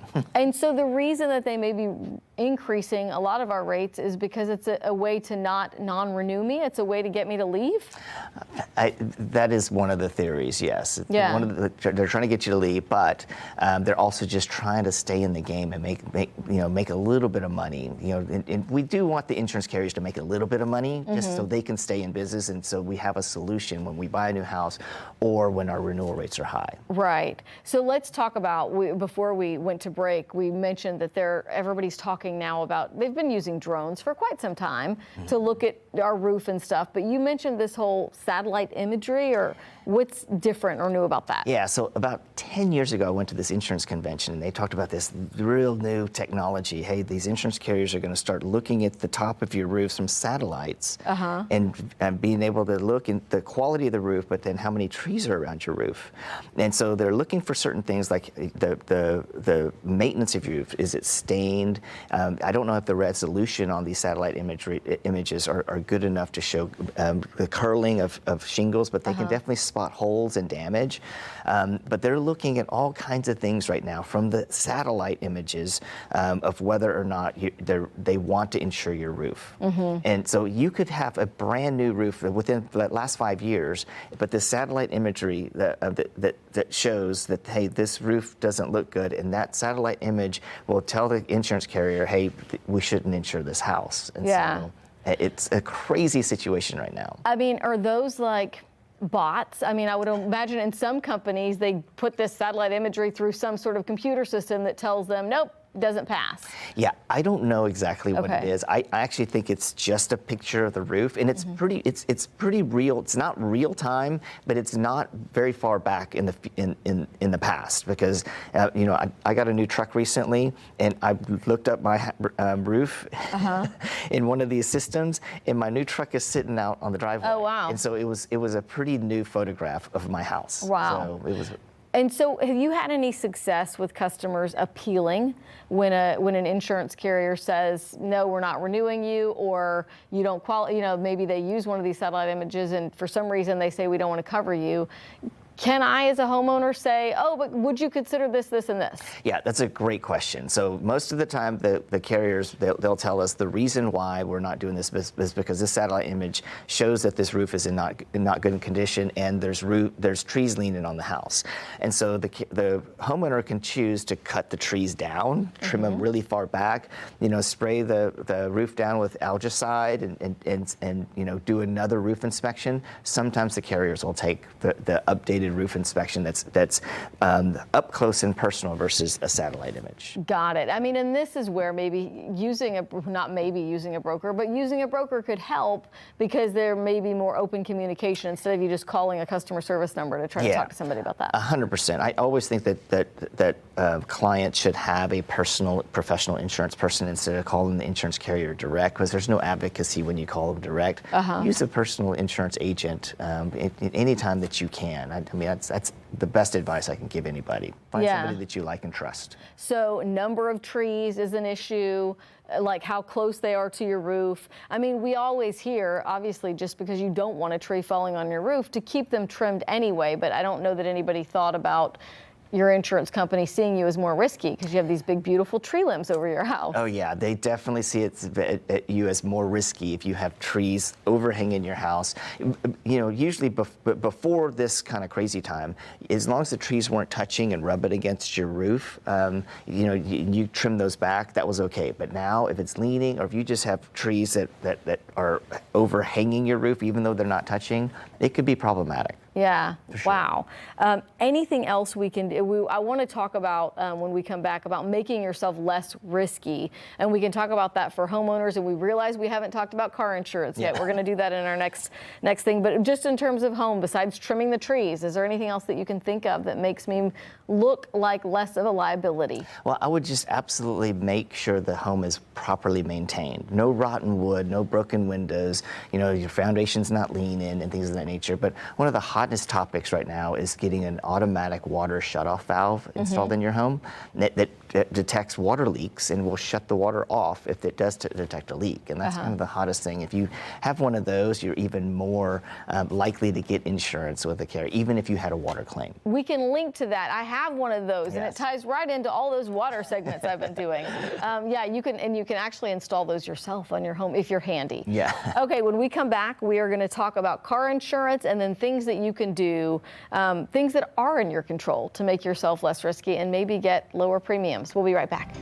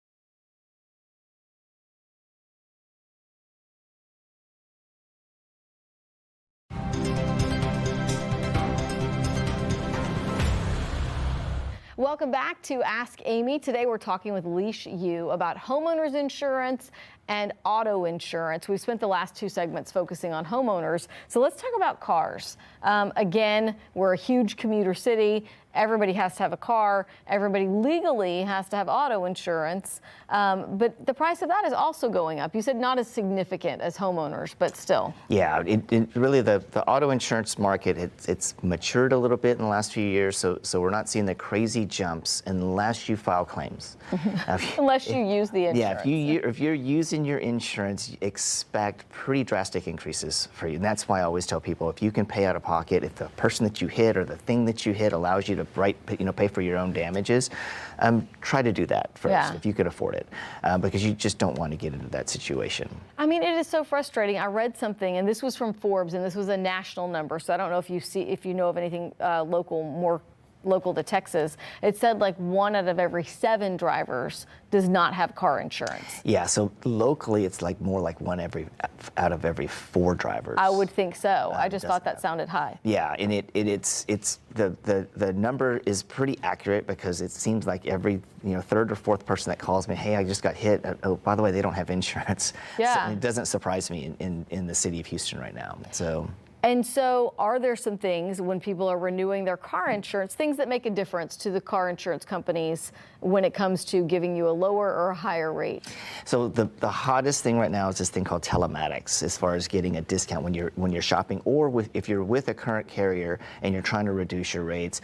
The first thing, just like homeowners insurance, I would crank the deductibles to the highest amount that's comfortable for you, that makes sense from a math perspective as well. But then also consider the telematics thing. But the telematics thing, most people don't like it, me as well. Right. I don't like, an app on my phone that's tracking, what time I'm leaving, where I'm going, how hard I'm accelerating, how hard I'm braking, how fast I'm accelerating. I don't want people to know how many miles I'm driving. Right. But it could be worth a lot of money in discounts just to start it. And if you are actually a good driver, it can continue to lower your rates. Yeah. And the carriers are really hot on this topic right now. So I would consider it if you're looking for ways to lower your cost. I did it, and I'm a better driver than I thought I was. I mean, when I look at it'll have your, last few drives, you can go in the app and see it. I'm like, oh, really? And you also see that, and the insurance companies would probably tell you what things they're looking at when you drive that make your score lower. Yeah, and they are. It's the things, how much you're driving, what time you're leaving. If you're leaving at 2 in the morning and coming back at 2:30 or whatever, they're like, where are you going? Yeah. That's why I don't want them to know where I'm going. But yes, they will tell you the things that they're looking at. But what scares me is what they're not telling you. Yes, exactly. I mean, some of them do look at if you're on your phone, like if you're touching your phone while you're driving. Oh, yeah. And I've had some instances of people say, but I was using my phone when I'm driving to put in my code to get in my apartment complex because it's tied in, and they would notice that they were getting dinged for that every time they did it. Yeah, so be careful with that. But another thing that I can tell you besides telematics is the most probably underappreciated thing is bundling your auto insurance with your homeowner's insurance carrier. Like, a lot of people like to split them because they can get a better deal with their auto here and a better deal on their home here. But the carriers that have home and auto insurance, they really value the bundling together. And you max out the discounts. It might be a little bit more expensive to split them, but to me personally, it's not worth it. Bundle it together because it's really valued by the insurance carrier. And we've just spent the last 2 segments talking about the risk with homeowners policies and what can I do to make sure I don't get canceled. And that might be one thing, like if you've given them both lines of business? Yeah, I think if you give them both lines of business, you are more valued than somebody that just said, hey, I only have my autos with this, I only have my home with this insurance carrier, my auto's over here, and you may be a little bit more susceptible to being canceled if you don't show the carrier commitment. Right. So I really value that, and I think the carriers understand and appreciate it as well. Yeah, I mean, I feel like there's a whole lot of things we've talked about here, and the reason that it makes people so upset is because there are so few things that I can do to control the situation, right? Yeah. I mean, the normal things like shopping around that we've talked about, may or may not help in this market the way that it is right now. Yeah, just again, be real careful shopping around right now because you don't want to move to somebody that's just going to chop you and leave you hanging and trying to find a solution. Yeah. But things we can control. Let's talk about that. I mean, I guess the biggest one that we mentioned was your credit. Yeah, and most people don't understand that the credit has a lot to do with the rate that you're getting on not only your homeowner's insurance, but on your auto insurance as well. The insurance carriers don't really like to talk about it. They call it an insurance score. And I try to describe the insurance score as this black box of parameters that the insurance carriers put your name and your date of birth and your driver's license into, and it spits out a rate. But in this black box is your credit score. It is, and there's all kinds of parameters that are in it that they don't want to tell you what it is because it's secretive. But what they're trying to do is establish how likely you are to file a claim. Right, and if the parameters are out of line, your rates are going to be higher. If their parameters are the things that they want you to look like, your rates are going to be lower. Because you mentioned that I could have the same exact home as my neighbor, and we could both get completely different scores. Completely different.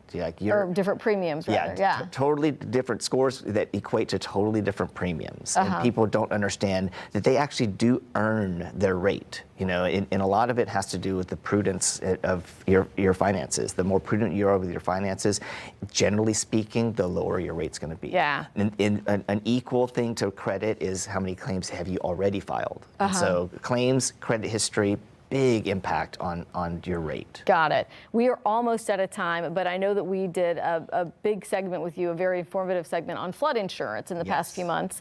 And this isn't about flood insurance, but I wonder if home insurance carriers look at that and can they know if I have flood insurance, I'm probably a more responsible, less risky person?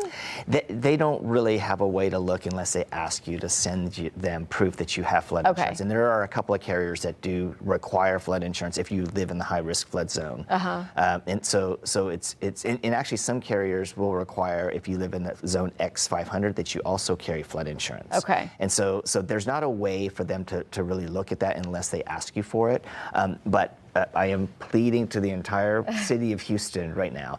Flood insurance are expensive. It's really high right now, but I would highly recommend for you to continue to consider flood insurance. The new rates for FEMA have come out, and they came out in 2021. The greater Houston area, we all got big increases on flood insurance. So people are either canceling it or just not purchasing it.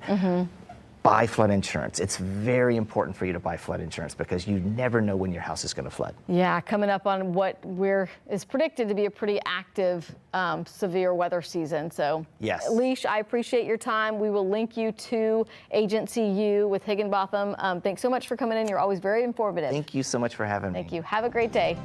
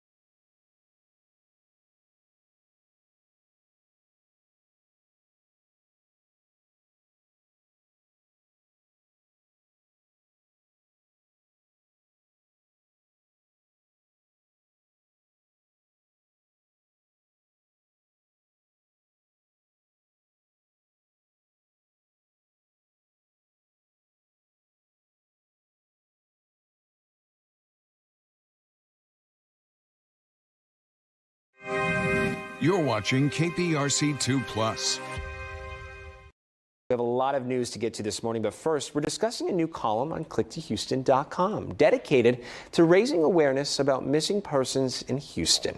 Joining me now is KPRC2 digital content producer Holly Galvan. Holly, good morning. Thank you so much for stopping by. Thank you for having me. So talk to us. What inspired you to launch this new column, Missing in Houston?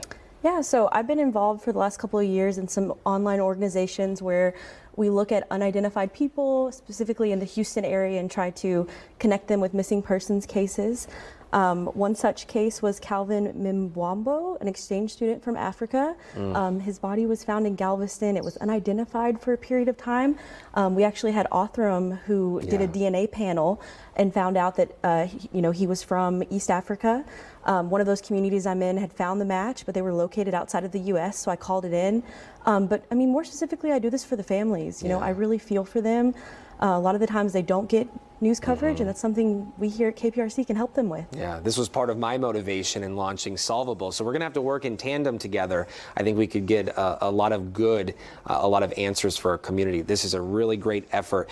You know, talk to us about why it's important to continue to have these conversations, not just for the families, but also the victims. For sure. You know, awareness is really key. You never know who we can reach, who might read the story and say, pass it on to someone else who might have information, especially in a lot of these long-term missing cases that maybe originally they were identified as a runaway, so they didn't get any news coverage. Yeah. You know, we were shooting a Solvable this past week, last Friday, actually, down in Galveston County. And I was talking to one of the investigators, and he brought up something that I thought was very interesting, and really to our point on why it's important to continue these conversations, and that is, you know, so often he hears from people, oh wow, I thought that was solved. I thought we got answers in that cold case or missing persons case, only for them to find out they didn't. So again, another great reason as to why we need to continue these conversations. For sure. Yeah. Talk to us about the reaction. What has the reaction been like from folks with this column? The reaction's been great. I mean, you know, most importantly, it's the reaction from the families that I really care about, you know, getting the word out.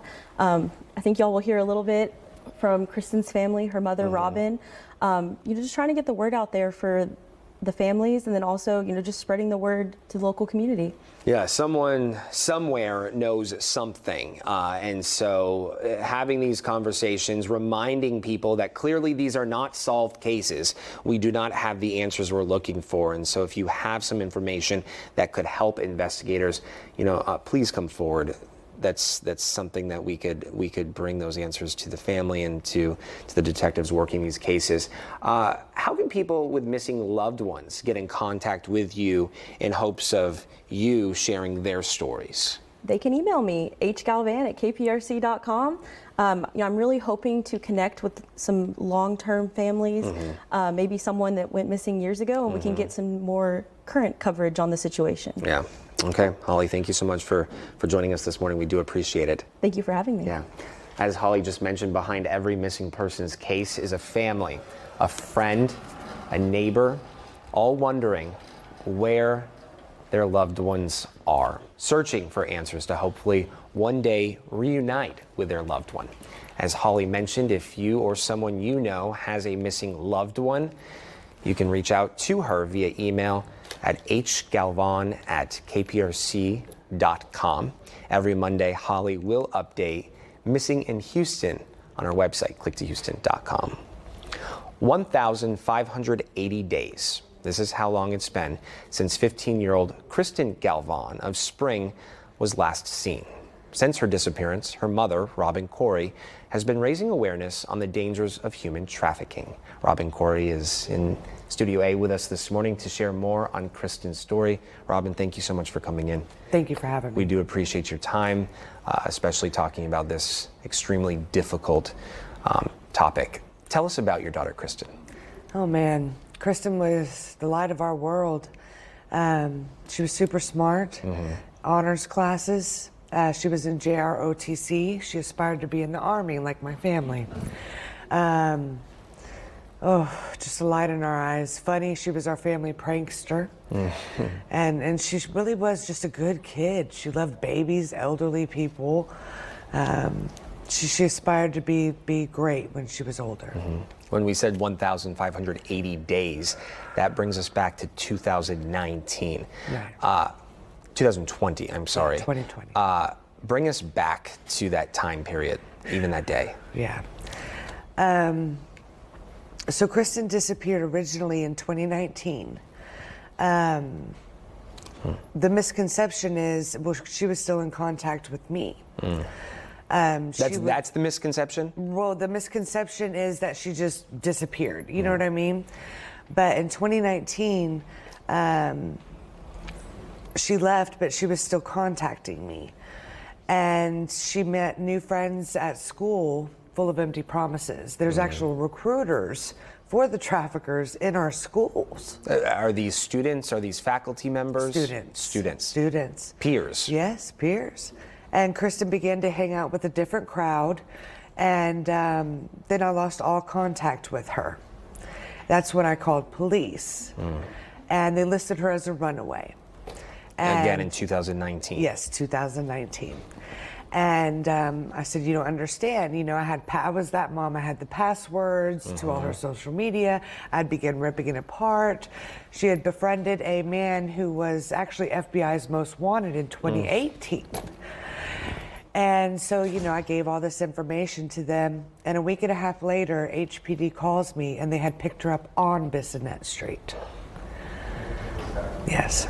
A few blocks away from our station where we're sitting right now. Yes. You know, you talk about being that mom that had all the passwords, was extremely involved, in control of your daughter's life.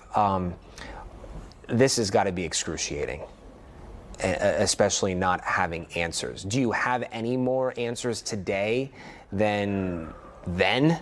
No, none whatsoever. Law enforcement has given us 0 updates. You know, we have 4 convictions federally, and which is great. You know what I mean? We have 4 monsters behind bars, including a mother and son trafficking combo here in Houston. That happened recently. Yes. Yeah. Yes, February 14th of last year. And but as far as where Kristen is, nobody knows. Nobody knows. Do you believe she's still with us? I pray she is. I pray she is. I don't want to think otherwise. I probably wouldn't have the courage to be here today if that was the case. What would be your message to her if she's able to see this? I really don't think she can. Either Kristen's being held captive or something horrific has happened to her. But if she is, you know, still with us, Kristen, come home. You know, there's no judgmental, we're going to get these monsters and put them where they belong. This is not your fault. I know since her disappearance, you've obviously been extremely active in helping investigators, lawmakers. What do you want parents to know who say that this could not happen to me? I want parents and children to know that monsters really do exist. And they come in forms of parents, mother-son trafficking combos. But they really do exist. We must be vigilant. We must be, you know, in our kids' business phones. But yes, monsters do exist. I understand you were recently honored at Houston City Hall for your work, for your advocacy work that you're doing in communities to help students, to help children, to help parents. What does this mean to you, and what is your hope with this work? Right.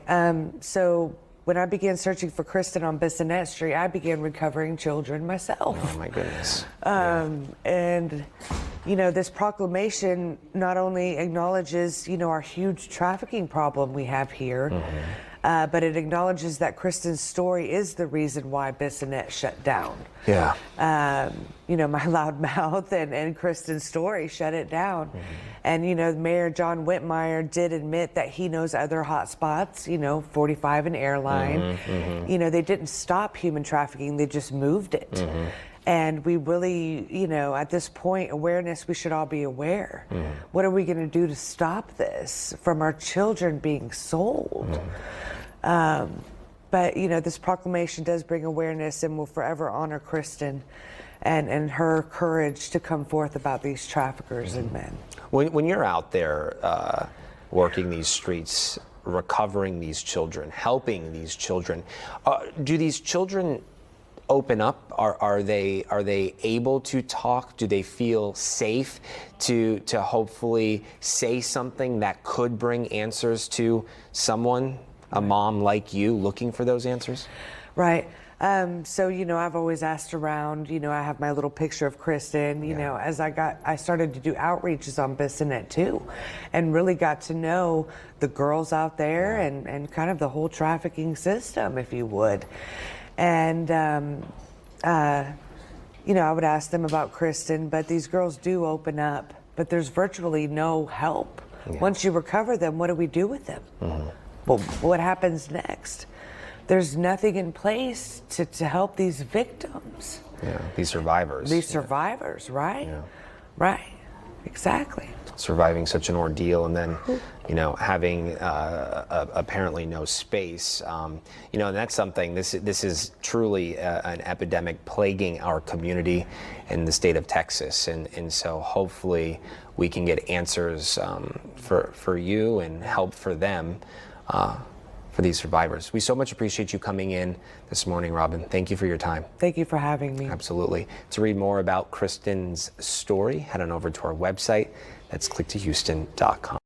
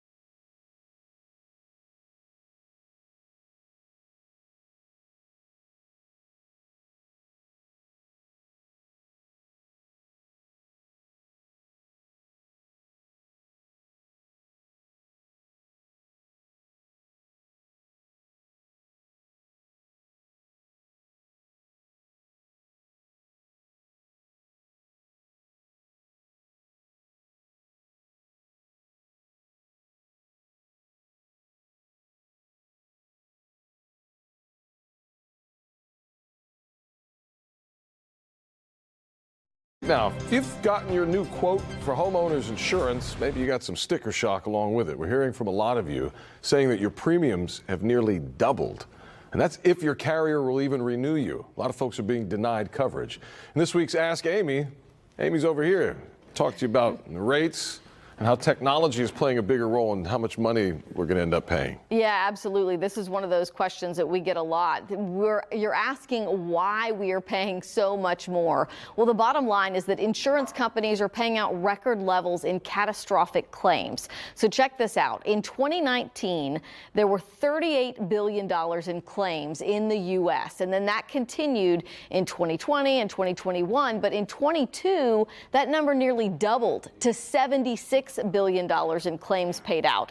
This is why insurance companies are struggling to stay in business and why they're charging us so much more. Leash Yu with Agency U Higginbotham joined me for an episode of Ask Amy, and he explained how insurance companies determine what you're going to pay in premiums. We know that insurance companies have been using drones for several years now to take a look at the condition of your roof, but now a lot of companies are also using satellite images.